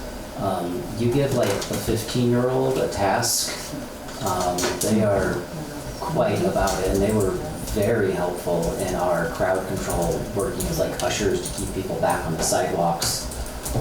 Eyes and ears for, popular urination spots. Right. If you have a Boy Scout sitting behind the Historical Society, no one's going to go back there. Right. Do we have Boy Scouts anymore?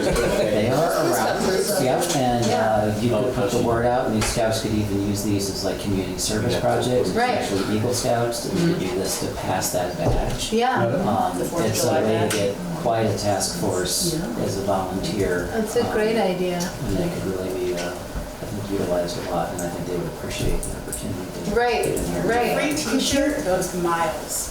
Liz, you receded into the background before we got the opportunity to say thank you You're welcome. for speaking up and sharing your experience with us. That's But totally, for recycling, yeah. it's all, because all of the Mardi Gras beads are unbelievably recyclable, it's all volunteers.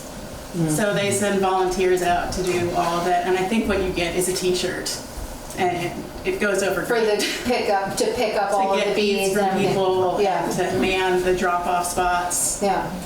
stuff like that. Maybe we should hand out Mardi Gras beads to throw. Don't do it. No. Don't do it. No more candy. The candy's gonna be a tough one. Can I? Some of the kids really like candy. Yes, Suggestion please. there. See if we can encourage them to throw out like larger pieces of things like, little fun packs that kids are gonna grab and take. What I see squished into the road a lot are like the Tootsie Roll, Yeah. Pixie Sticks, and like these cheap things. The little that- tiny bits. Yeah, the kids aren't gonna go after it, and they scatter everywhere.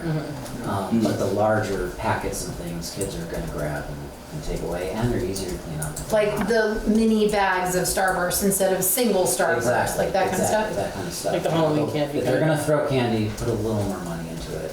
The kids are gonna appreciate it, the community's gonna appreciate it, and I don't like it. Give every kid a bag of candy when they arrive and call it a day. And maybe we could implement, I know we've got people who come through and clean things up after the parade. Could we implement Can't some hear sort you. of? I said, I know we have people that come in and clean up after the parade. Can we implement some system where the community can report to like specific messes that have been made on private property that maybe could get rolled up into that, if you have glass broken behind your place or something. Say, hey, we had all these people here, and that crew could be partly responsible for cleaning that up. That's a good point, and it reminds me of something else I was thinking when Alice was talking about trying to communicate with one of the people, one of the security people, and they didn't know who to get in touch with or how. Maybe we need to think about a better communication system among the volunteers, be that the security guards or the Eagle Scouts or whomever they are. Yeah, and maybe that's something that the town needs to be looking at. Radios, I don't know, something that allows us to communicate without being in physical proximity. Yeah, and it doesn't take a lot. Like what we would do is we'd have maybe 5 radios. Yeah. And you would divide them up for every like 10 or 15 scouts or police explorers. One guy had it, and there was a reporting system up the chain of command. That way you don't need hundreds of these things. Right. It's pretty quick to get information moved. Yeah. These feel like good ideas. Great. Okay, we've reached our time. Sorry, if you have one My more. name's Howard. I just want to mention, my name's Howard Levin. I just want Hi, to Howard. mention, thank you for your time here, but also where I'm just part of the group that managed this parade. But one item that should be on the list, and we should be keeping an eye out between now and the next parade, now and this fall, is identifying more locations for satellite parking. In the past, we did have more satellite parking and bus pickups, and they have gone away. What were those? I don't recall. Four Seasons is one of them, Yestermorrow was another, and we could do some more scouting.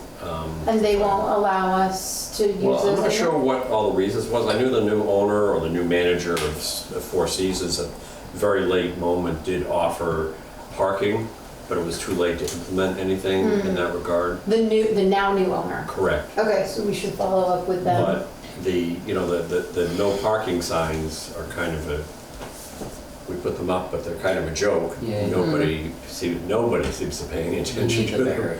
And so we could, but we don't really give them another option of where to put their car. Right. And cars are clearly a significant contributor to the congestion.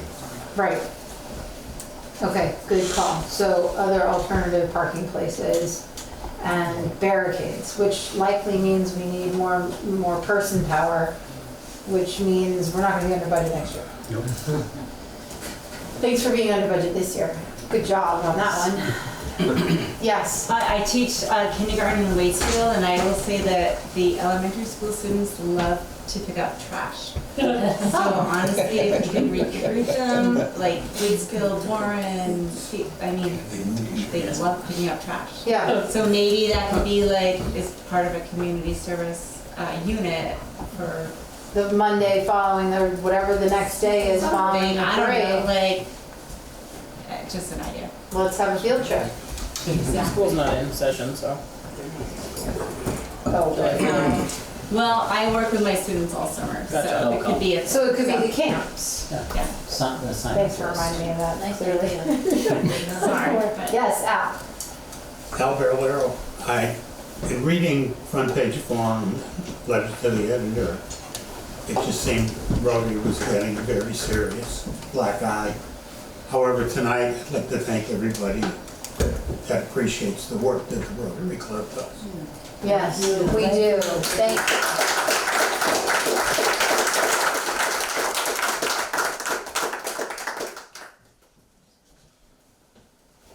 Okay, this has been a wonderful conversation. Thank you all so much for your participation. Ben, thank you for all the hard work. Rotary, again, thank you, thank you, thank you. And let's continue the conversation and do better next time. You're welcome. Thank you all. I'm just gonna give everybody a minute to shuffle around. Anyone who needs to go to the bathroom? Oh, yeah? We'll have a 2-minute break. 2-minute break.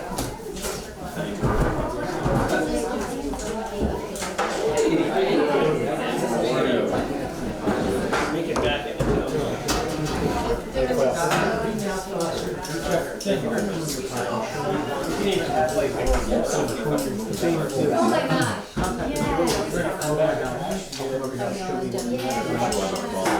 I think the barricade. I'm sure. I think I've already done that myself.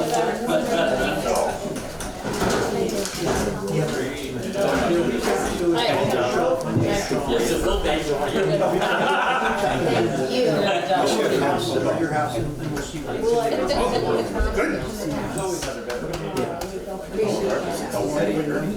I want to. Don't cut down, Trump. I have a bad birthday coming. We can try. At least you have a birthday coming. Birthdays are worth celebrating. You're earning those wrinkles.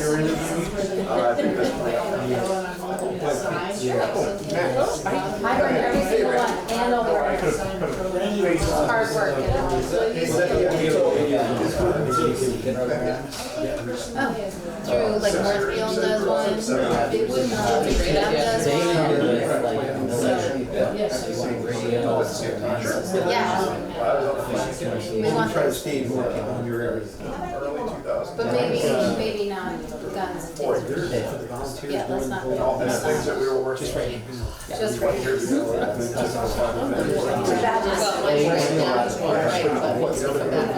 Oh, yeah, you're right. Next meeting was. I don't just assume they're cadets, like,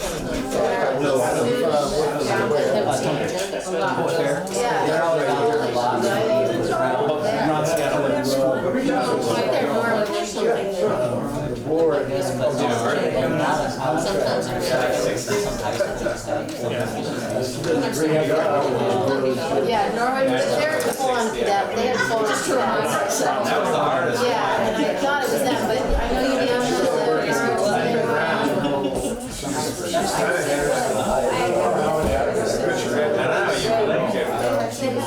yeah, please do. Excellent. Yeah, the security that. That's probably because you're They do nothing.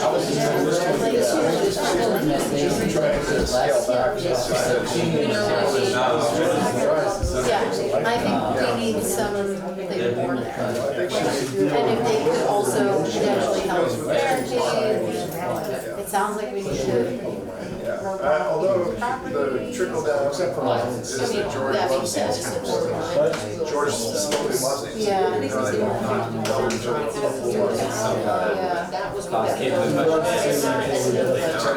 Okay, how are we feeling? Has everybody had an opportunity to rearrange?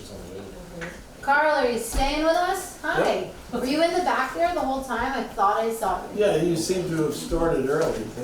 Oh, and that's why. Right on time. I think I started on time, Okay. which is unusual for me. You were fulfilled my expecting my promise. 10 minutes late. What? You were expecting me to be 10 minutes behind schedule. No, well, I was here like a minute after. Oh, well, thanks for coming. That's very unlike you. What's that? That's very unlike you, Carl. It was. All right, we're gonna move on to an interview for a potential seat at the table. Please join us, Matt Sargent. Yay, Matt. Great thing, Front Porch Forum. Thank you. I clearly need to read Front Porch Forum more often. Yeah, you can probably do that. I get debriefed. What was your Front Porch Forum on? Taxes. Ah, And how not to lay too much of it on this table because oh, thank you. it's a pretty small percentage of it is actually the municipal taxes versus the education taxes. Yes. I'll go back and read that because I've been fretting about what's gonna come to us. Yeah. It was a bit of a shocker. How was For your some. tax bill?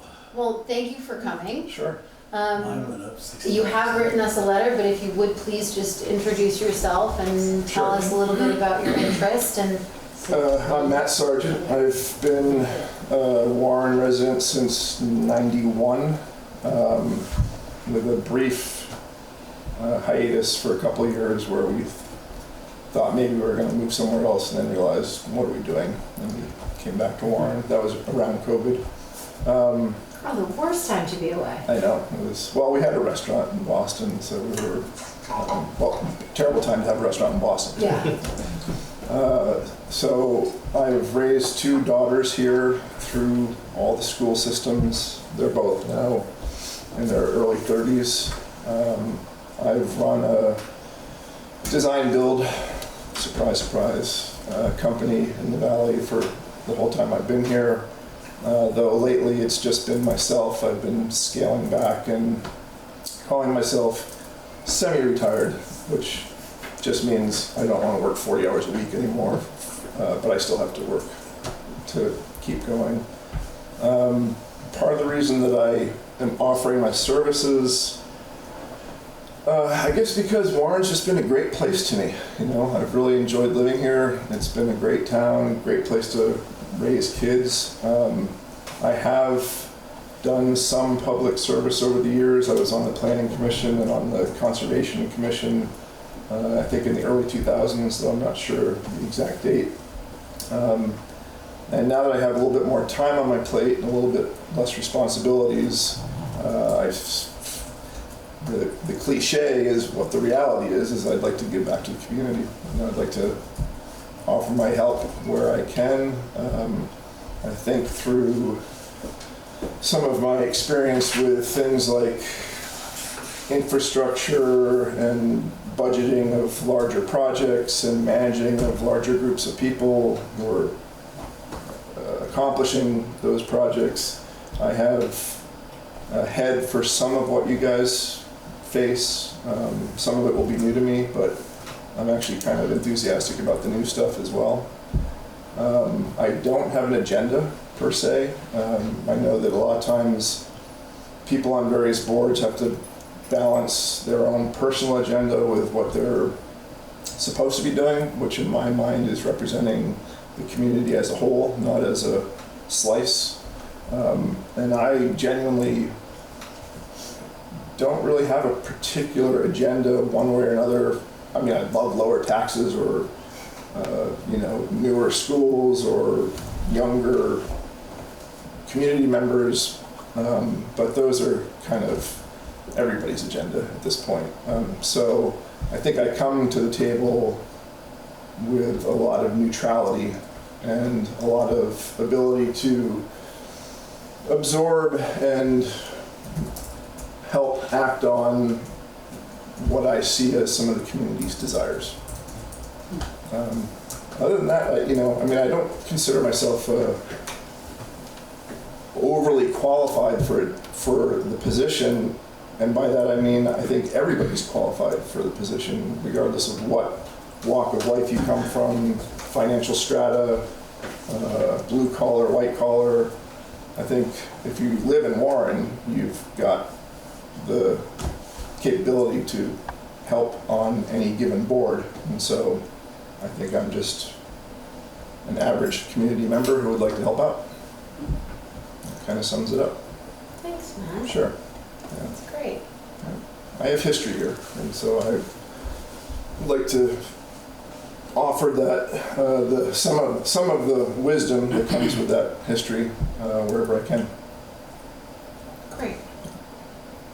Well, I'm sure we have some questions for you. Sure. Who would like to start? Well, I'd start, I guess, what kind of communication strategies can the select board think about, or what are some ideas given your history with the town, history with select boards over the years and decades? What kind of communication strategies after your post as well? We're looking for ideas. How to better reach out to the community in general? Yeah, effectively. Well, I saw a lot of that tonight.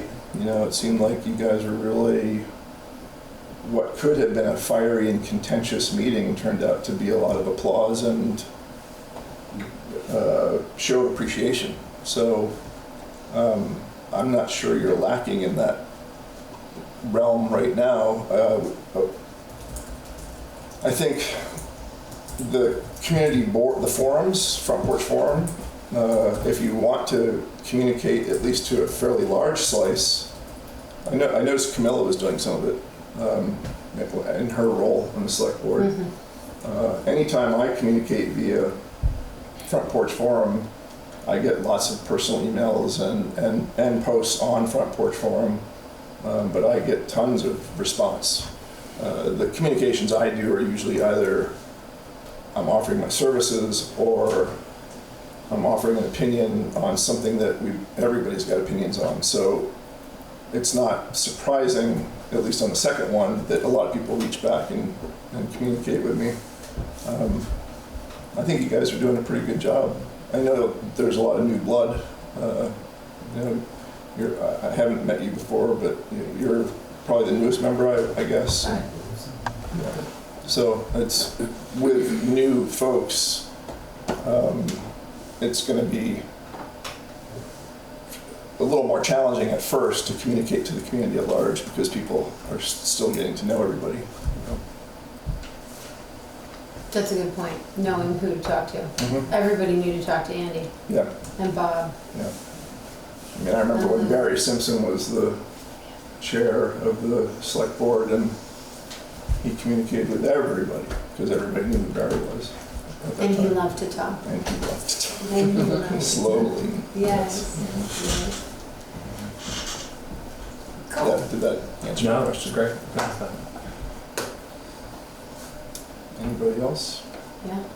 Are there any particular areas, challenges you've seen in the town that you think would have particular expertise in? I would love to see where we're going with the affordable housing at the old town garage spot. I'm kind of curious and personally invested, or not personally invested, but in a community way invested in that. Yeah.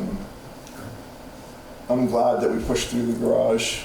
I'd like to sort of help to manage some aspects of that. Sounds like you're picking up the ball on that a little bit too, which is great. The fire and water. Yeah, well. the tax thing, you know, I think that just needs to blow over.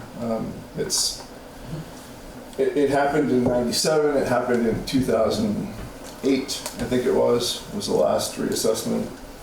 I was here for both. The '97 one didn't affect me much because I was still just beginning to build my house and land, but the 2008, I saw a big increase because I was rightfully reassessed at what at that time it was worth.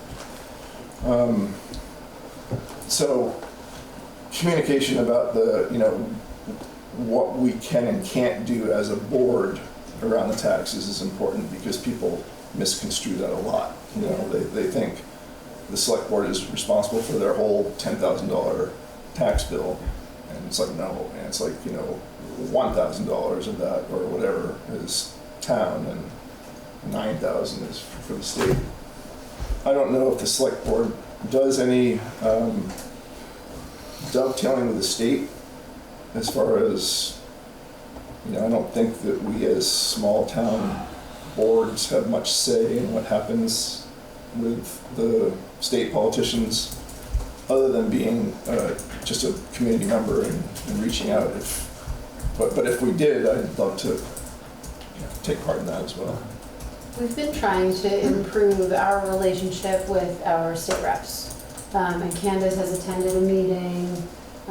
She and I check in every once in a while. I speak to her probably more often than I do to Laura, but we are trying to stay in touch, and you know, they have absolutely said, you know, we want to be able to represent your concerns. Mm-hmm. Please come to us. So that is a viable avenue. How much weight it has, yeah, you know, I mean, is to be determined. Vermont's just challenged right now because we're a great state with a very low population, but expenses that have to be covered, and trying to figure out how to do that. And we're losing people, we're not gaining people, so it puts us in a tricky situation. Yeah. I also don't know if the select board ever talks about or contemplates youth and bringing more youth to the community somehow. I think some things like affordable housing play into that. I'm not sure how that could be addressed, but when we moved here, the median age in Warren was like 33 or 34. 10, 15 years later, it was like 43, 44. Now the median age in Warren is like 54, 55. It would sure be nice to... Yeah, because y'all that came just keep getting older. I know. I know. And our kids leave, unfortunately. You know, I don't have any, both my daughters, one's in Burlington, one's in Denver. They didn't stay in the valley. It's hard to make a living here. Yeah. I mean, we see it everywhere. I have friends in Aspen, I have friends in San Francisco, I have friends in Santa Fe. All the cool or resort-oriented places have the same issue. Yeah. I'm curious what you think makes an effective board and how we as individuals should function within that board. Well, I think the most effective thing is that what I spoke about before is the lack of agenda, you know, not having a personal agenda, having more of be a sponge to the community in these meetings and in town meeting, and then try as best as possible to represent what you see as the town's wishes. That can be hard. It's hard if you have a real strong opinion about something, and some aspects of the town have a very strong opinion in the other direction.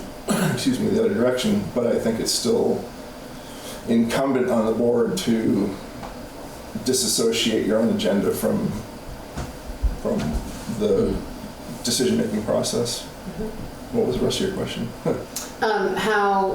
Well, that's sort of what makes an effective board, but then also how do we as members communicate and participate with one another? And what are some of the positive traits that we can bring to the table? Well, I'm very communicative. I'm reasonably intelligent. I'm very level-headed. I don't get fiery about things in general. And I think having those traits, well, having that trait personally would benefit a board, especially when that board is dealing with matters that are contentious or fiery. I don't know how you guys function, so I can't speak to how you could better interact amongst yourselves. Yeah, I mean, mostly, like, what is your role in that? When I was asked that question, I said humor. Oh, well. You know, like, that's important to me, that we keep it light, that we understand there's a little bit of levity here. We can't take ourselves too seriously. I usually have to reel in my clown a little bit because I can have too much humor sometimes about stuff. But yeah, I think humor is very important. I think just, you know, not to sound too hippie-like, but just being mellow, you know, like just not, I'm the mellowest I've ever been in my life, in my 60s now. You know, I was a pretty mellow deadhead guy in my 20s and 30s, and maybe a little less mellow carpenter type in my 30s and 40s, and now when I'm in my 60s, I'm pretty settled in and chill. And so I think I could bring some of that energy to the table. So you've been a long-time resident. In an ideal world, where would you see the town of Warren in 5 years? What would it look like? How would it be different? How would it be the same? Good question. Like some people, I bemoan pick my words carefully. The town, the village of Warren has changed a lot. I think Carl summed it up in his 2 posts in Front Porch Forum really well. And I feel like the village feels a little disconnected from the community these days. It would be really nice, and I don't think that there's necessarily anything we can do about that, because some of it's to do with just property ownership and what have you. But it would be really nice to recognize what it was that made the town of Warren feel so homey and inclusive and populated. I mean, the center of Warren used to be like a hub of social behavior around here, and that has really fallen away. So if it were within the board's power to somehow influence regaining some community feel to the village, that would be fantastic. If somehow we could help to drop the median age by like 2 years or 3 years, or just like entice youth to stay in the valley, stay in Warren, or come to the valley, come to Warren. Things like the parade are kind of part of that. So I recognize the challenges of the parade, but I think the parade should continue for sure. I don't think that should be discontinued.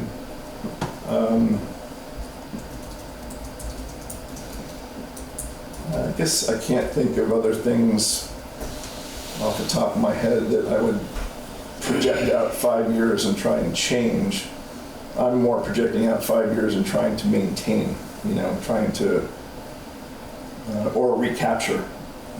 And I didn't come prepared with ideas for how to do that per se, but I'm always thinking about them, and would love to be part of a process that was contemplating the 5-year plan for Warren.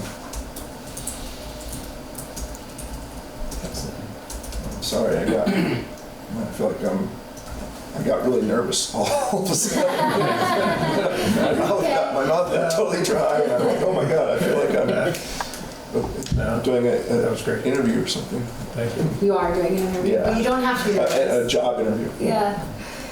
This is a job. Yeah. It is I- more job than you might think. No, I've been warned about that, and I have no misconceptions or about what would be involved. I know that it doesn't start and end during the 3 hours or so, a couple times a month. You know, I know it goes way out beyond, and I wouldn't be volunteering my time if I didn't feel like I had that time to volunteer. That's good to know. Yeah. I like that kind of stuff. I like homework. I don't want to go home and watch TV. I want to go home and contemplate stuff. Here's my 50 Yeah. emails a day. Yeah. Does the public have any questions? Matt? I don't have any questions, Oh. but I have a comment. Yes, please, Carl. I met Matt and Nancy in New Herons 35 years ago when they first arrived. I remember, Carl. And Nancy worked for me as a gardener. Matt worked for me when I renovated my house. And I've known them for 35 years. I know the children. Even their children work for me. It's a very, very fine family. And you make a fine addition to the select board. Thanks, Carl. See, you brought your letter of recommendation. Yes, Randy. Is it okay for a comment? Please. And I wanted to come down before and make this suggestion, and I didn't do it when I sat where you sat. It's really difficult. One of the most difficult questions I ever got on the select board was, we didn't know this was happening. Where did this come from? The TV. No. I didn't phrase that right. In general. Sorry. You know, when you're sitting at town meeting Yes. and somebody brings up, Right. when did you decide this? Right. It's a difficult question. With people working tons, I wish I had more actively asked people to come in to a meeting. If each one of you asked 5 people, hey, you know what, especially at budget season, if you solicited, could you come down? You need a bigger room. Well, and that's doable too. Yeah, that is But, doable. And we talked about making accommodations in the upstairs of the town hall. It's very challenging technologically at the moment to do that, but we are in the process of talking about that space and how we could make that more agreeable to doing that. And I guess the vernacular these days is outreach. Yeah. That if you could get people here, so that person at town meeting goes, no, I was there and we talked about, and it's so difficult because people are so busy. Mm-hmm. And if you're trying to engage somebody who is 20s and 30s with 2 or 3 kids in school, they're busy with Little League and soccer, and looking back, I operated in a vacuum and I tried not to, very hard.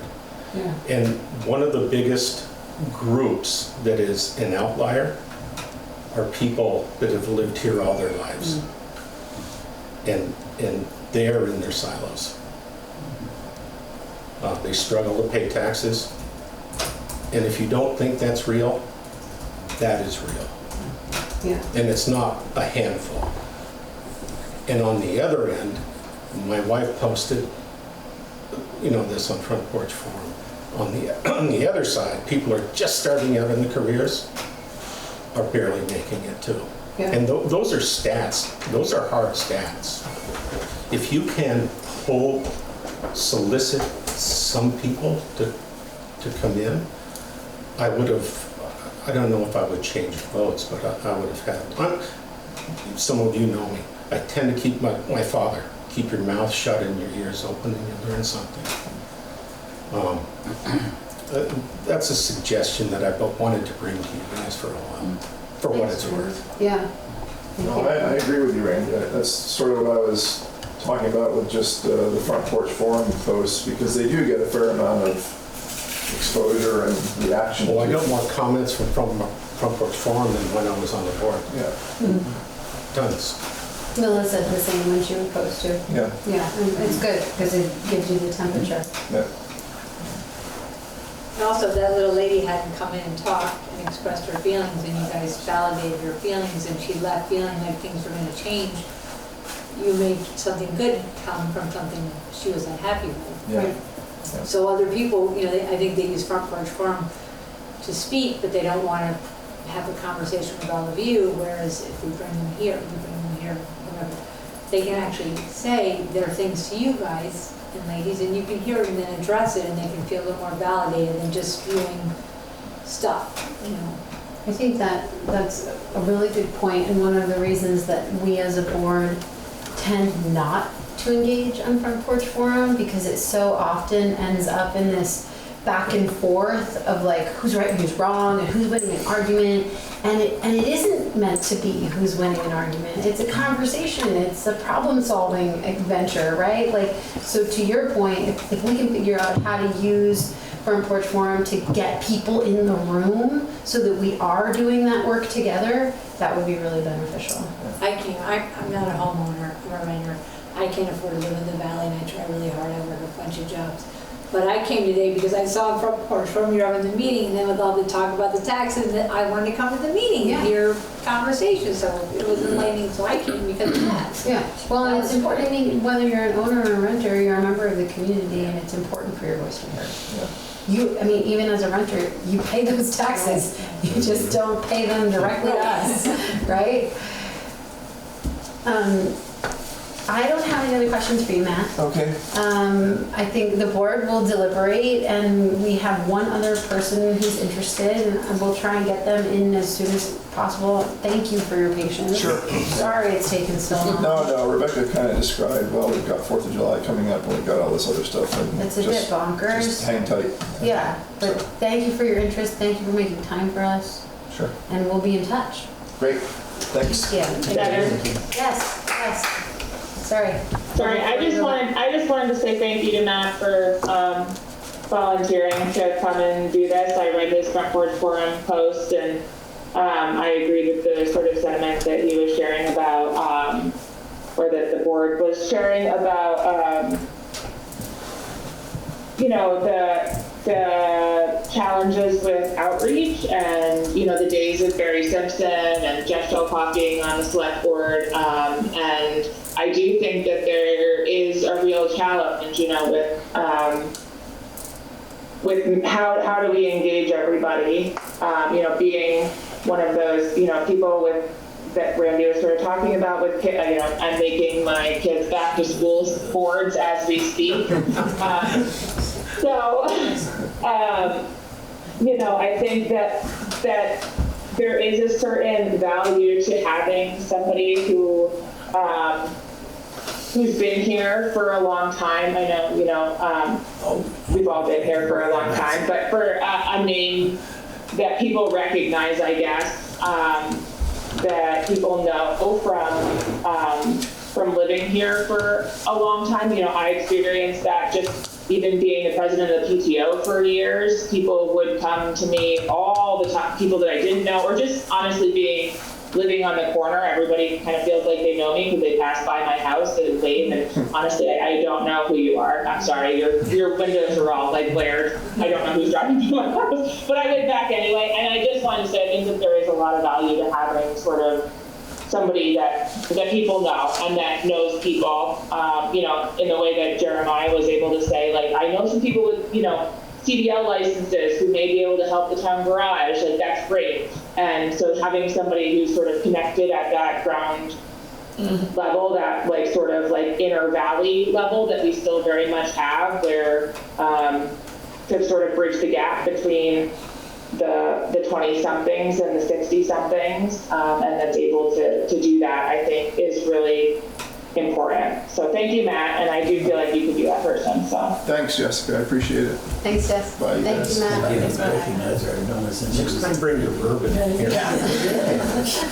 Thank you. All right, we are on to other business, and we've got Sam Jackson here with a festival permit for Green Mountain Valley School. Sam, why don't you tell us what's going on? Hi, and welcome. Oh, you're still muted, sorry. Still muted. We can't hear you. No, here we go. Oh, there you are. Does that work? Yes. Okay. This is the same event that we ran last year. It's just an all-school orientation program that has kids doing sort of an endurance adventure event that goes from Waitsfield out through Warren, over Lincoln Gap, back over the Jerusalem Trail to Matterhorn Glen, then up into Faithton and Duxbury, and then through Moretown and then back to Waitsfield. So it's about a 65-mile loop, and the whole event takes place in individual legs. And so really at any given point, there's either 11 kids, if it's a kind of dirt road leg, or in the cases where kids are away from the road a little bit, we have them in pairs. So in that case, for example, hiking the Jerusalem Trail, we've got 22 kids out trail at any one time, but they're spread out because obviously each group doesn't move at the same speed. So it's, there's biking, there's hiking, and running. And it's kind of an all-day event, but it sort of impacts each town at different points in the day. We'd actually, the primary piece of Warren that we'd be traveling through is basically from the Sugar Bush Access Road, basically the Sugar Bush Inn, out Golf Course Road to West Hill, Lincoln Gap, and then up and over the Gap. And then that's early in the day, and then at the tail end of the day, they're going to be coming across the common road through Waitsfield and then eventually into Warren, and they'll be on East Warren Road and then coming back down into the valley to the bridge. So when's the construction? Big picture overview, and I think some of those details specific to Warren are in the festival permit. Okay, and September 11th, Friday, 7:30 to 9:30. Is that, but you just said something about the afternoon. Yeah, well, to be dead honest with you, I'm tweaking the route a little bit, and I don't know that we'll actually, I'm not sure exactly what the Waitsfield Warren boundary is when you get to the end of the common road and then onto East Warren Road. It transitions just before you get to Cider Hill on the East Warren. Okay, so actually that won't be into Warren. Okay, so that's still all in Waitsfield. Yeah. You're gonna go down Ralston or something? Oh no, you'll go Waitsfield Common down East Warren. Yes. Understood. Okay.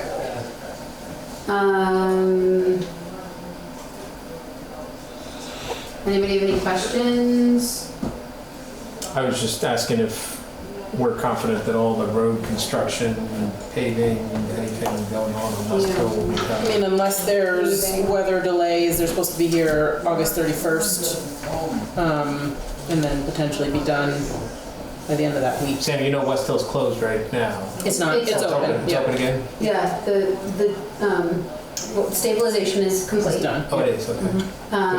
But they will be paving starting Monday of next week. And they are projecting a week of paving. So barring some weather event, You might have fresh pavement. you're gonna have, yeah, You will have fresh pavement. you will if all have fresh goes well. pavement. Okay, that works. Sounds good. Okay, and so we'll make sure to be in touch with you if they're delayed. That would be great. And maybe Yeah. just check in if you haven't heard from us, Yeah. because, Rebecca's very busy. Yeah, I will do that. The start of that week of the 11th, I'll reach out and see what the status is. Sounds Okay. good. Yeah, that sounds good. Yep. You'll have GMBS people dealing with traffic, etc., if there's any need. Yeah, exactly. We'll have staff members out at any sort of like critical intersections to make sure that kids stay on course and also to keep an eye on traffic. Coming through Warren at that hour on that route, I don't know that we'll run into too much traffic, but we will have people out to make sure that things are safe. And again, that kids don't get lost. We're going to put out, I'll put out signs probably like Tuesday or Wednesday just to sort of alert people that there will be kids running on the road on Friday. Just sort of like the, you know, River Riders grinder, the gravel grinder, the Cinco de Mayo thing. They have signs out, and I just thought that would be helpful as well. And if you guys would like, I'm happy to send sort of an overview to Rebecca that could be shared. If you guys have like a email list for the Warren community, We're working on that one. We have a list, but it's Okay. just how we get that But message it out. would be good to sort of let people know through the Valley Reporter and Front Porch Forum. Is that something you're planning on doing anyway? Yes. Yes. Yeah, I was hoping to use sort of town emails, but I can certainly do it on Front Porch Forum too. Yeah, and the Valley Reporter, that's a good way. Our list is not extensive enough for it to really do much. We can let our town board members know, and they can let people know, but that's sort of the best outreach we have. Okay. Well, this looks good to me. Okay? It's great. Sounds fun. Okay. Do I hear a motion to approve the festival permit for Green Mountain Valley School for Friday, September 11th, 7:30 to 9:30 a.m.? So moved. And a second? All those in favor? Aye. Aye. Sam, while I have you here, I want to take the opportunity just to please ask you to remind your students and your instructors when they are using the roads in Warren to not travel four abreast when cars are coming in either direction, please. I know they love that Airport Road, East Warren Road for training, and we love to see that. I've just seen some relatively unsafe behaviors with respect to how wide, and there's sort of a lack of, hey, we need to move over and travel single file. Yeah, I can certainly share that message. I'm just curious, are you talking about bikers or roller skiers? Roller skiers. Yeah. Yeah, that's what I figured. Okay. Yeah. Yeah, I can talk I mean, I've seen them all the way across Airport Road at times, both lanes. And certainly filling one full lane and not moving over when traffic is trying to move in the same lane. And I know that there are rocks and stones, like, I get it, but we all need to share the road. Sounds good. Those pesky teenagers. Anything else? Thank you, Sam. We'll sign this thank you, and guys. Rebecca will send it back to you. Great. Thank you. Thank you. Have a nice evening. You too. Take care. Bye. Okay. Anything else? Oh, 911. Ruth, with your lovely headlamp. This is probably one of the simplest and quickest, hopefully, requests I have. Yeah, it seems very self-explanatory. Does it? So people actually read it? I read it. Yeah. Okay. I remember the email chain. I respectfully ask that you approve the suffix for Valhalla. To be dry. From DR to RD. Well, currently it's No. non-existent. Historically, it was road. Two out of the three people who have homes there use it as Valhalla Drive. Yeah. And the third one is there as a second homeowner and doesn't really, Get me out. Okay. I'm good with it. And Tyler says it's a drive. Yeah, well, that and the fact that, just real quick history here, I did go back, 2001 list of town roads in Warren, just says Valhalla. E911 just had it as Valhalla. And then our current GIS and listers, the listers had it as Valhalla Drive. The map itself, though, had it as road. Yeah. I think there may be a similar issue with Upper Village Road / drive. Just well, I'll put that on my list, but it's not necessarily going to be. So wait, on what are top we of it. approving? That it's a road or a drive? It's a drive. It's a drive. Okay. Valhalla Drive it Drive. is. Drive. And I just need that in the minutes, and that will make Tyler very happy. Please make it Valhalla Drive.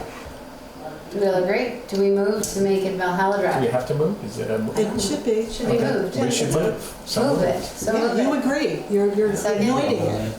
Jeremiah seconding. All those in favor? Aye. Thank you. Aye. And Jeremiah, I'm Ruth. Nice to meet you. Ruth, Jeremiah. Oh, you haven't, Why do you have the because he headlamp doesn't on? store. Because I walked over He's been here too and it's busy. dark outside. That's why I'm trying to be safe. I like it. Me too, yeah. All right, thank you very much. Thank you, Ruth. Walk safely. Okay, should we sign stuff? Is that it? We do it? Did it. Oh, you're in the hot seat.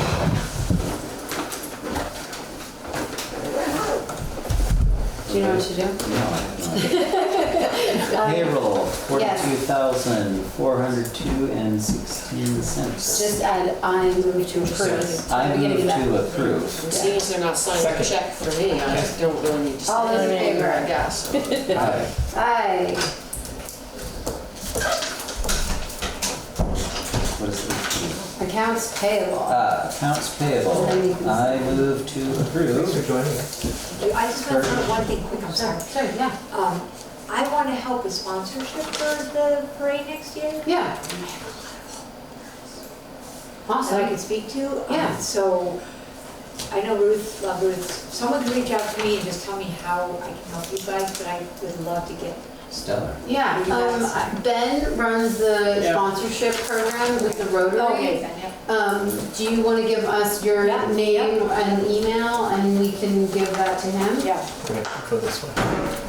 Yes, I'm ready. JENNIE,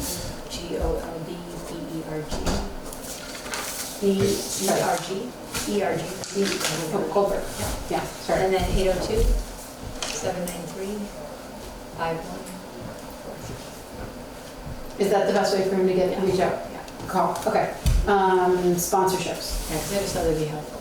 That's awesome. And also, I mean, I don't do the one parade either, I've done it a few times, but it's not my cup of tea either, but I definitely would offer services of, I didn't mean it like obnoxiously when I said, but I understand. No, I thought it was great. It'd be helpful It if people need some kind of guidance of How to be a bouncer. behave. Yeah. Because I'm very good at that. Thank you, have a Thank good you. day, Jenny. Bye, Will. Locked us in, is that the deal? It just goes the other way. Yeah. Turn the other way. It's backwards. It's opposite. Okay, there we go. It's the opposite day. Okay, sorry. Okay, Accounts payable. account payable of $39,217.67. I make a motion to approve. Second. All those in favor? Aye. Aye. I had one question. I did it again. I'm asking a question after I approved it. What was it?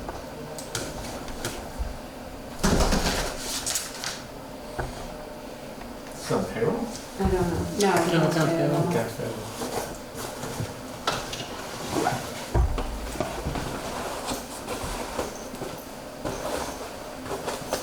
Oh, Baron de Bush. Mm-hmm. Is that the cemetery? Correct. So does the cemetery commission, They have a 25,000, yep, they have a Okay. budget for that. it's just on here because it goes through us? Correct. Okay. We approved $25,000 to pay Baron DeBush to mow the cemetery. And it gets split to them. I think there's 4 payments that go to them. So, but we pay it, it doesn't go into their account Correct. for them? Correct. I see, okay. Okay. That's the only money besides the capital money that we give them. And the rest of it is through burials and plots and things like that. Okay. What's happening here? Golf We course have a for everything. one-time liquor license limited event for Next Level Marketing, which is, they are throwing an event on July 28th. It's in 2 days, 3 days. Friday? 28th is Friday. Friday. What are they doing? Outside consumption at the golf course. Bingo dates? I guess they're having that. There's no explanation of what the event is.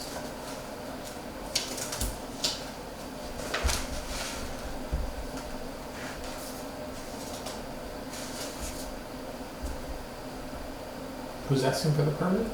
Next level, Next Level Marketing is throwing the event. They're the ones getting the liquor license. Huh. At Sugar Bush, At the golf course. at the golf course, Is it Friday night? When they have their band? Friday night, Forest Drive. That's the live music night. Maybe they're. They have them describe the event, golf course. Excellent. What are they doing? I have no idea. I mean, they have a band there every Friday on the, the new patio. Yeah, But usually, why would they bring somebody else in to serve? It's at a bar. Maybe the food truck can't do it that night? I don't know. I'm just throwing No, they have a out. bar there now. Oh, they do? Oh, they okay. have the temporary structure up. The quite permanent temporary structure. Yeah, it's, It's really nice. I haven't driven by, is it nice? I love it. I mean, it may not be the prettiest in the world, but it's really nice. Yeah. I really like it.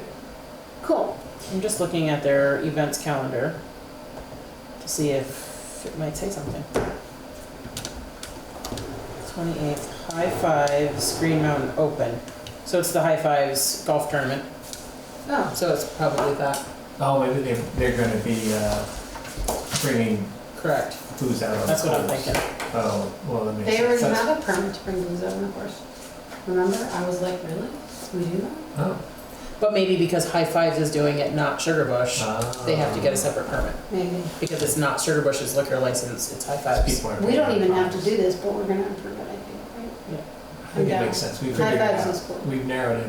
We know what's going on now. Yeah, we do. We like it. Do we have a motion to approve? Next Level Marketing, Motion. 828, one-time event. Second, Harvey? All those in favor? Aye. Aye. Good job, team. I signed it on the second page. I don't know why, because that was right there. Minutes. Do I have a motion to approve the minutes of August 11th and July 28th? Motion. Second. All those in favor? Aye. Forgetting how to sign my name. That's for the squiggle. I already have that. Okay, that's it, team. Nope, no, we're good. We did it. Perfect. Did it. Do I have a motion to adjourn? Motion. Second. All those in favor? Aye. Aye.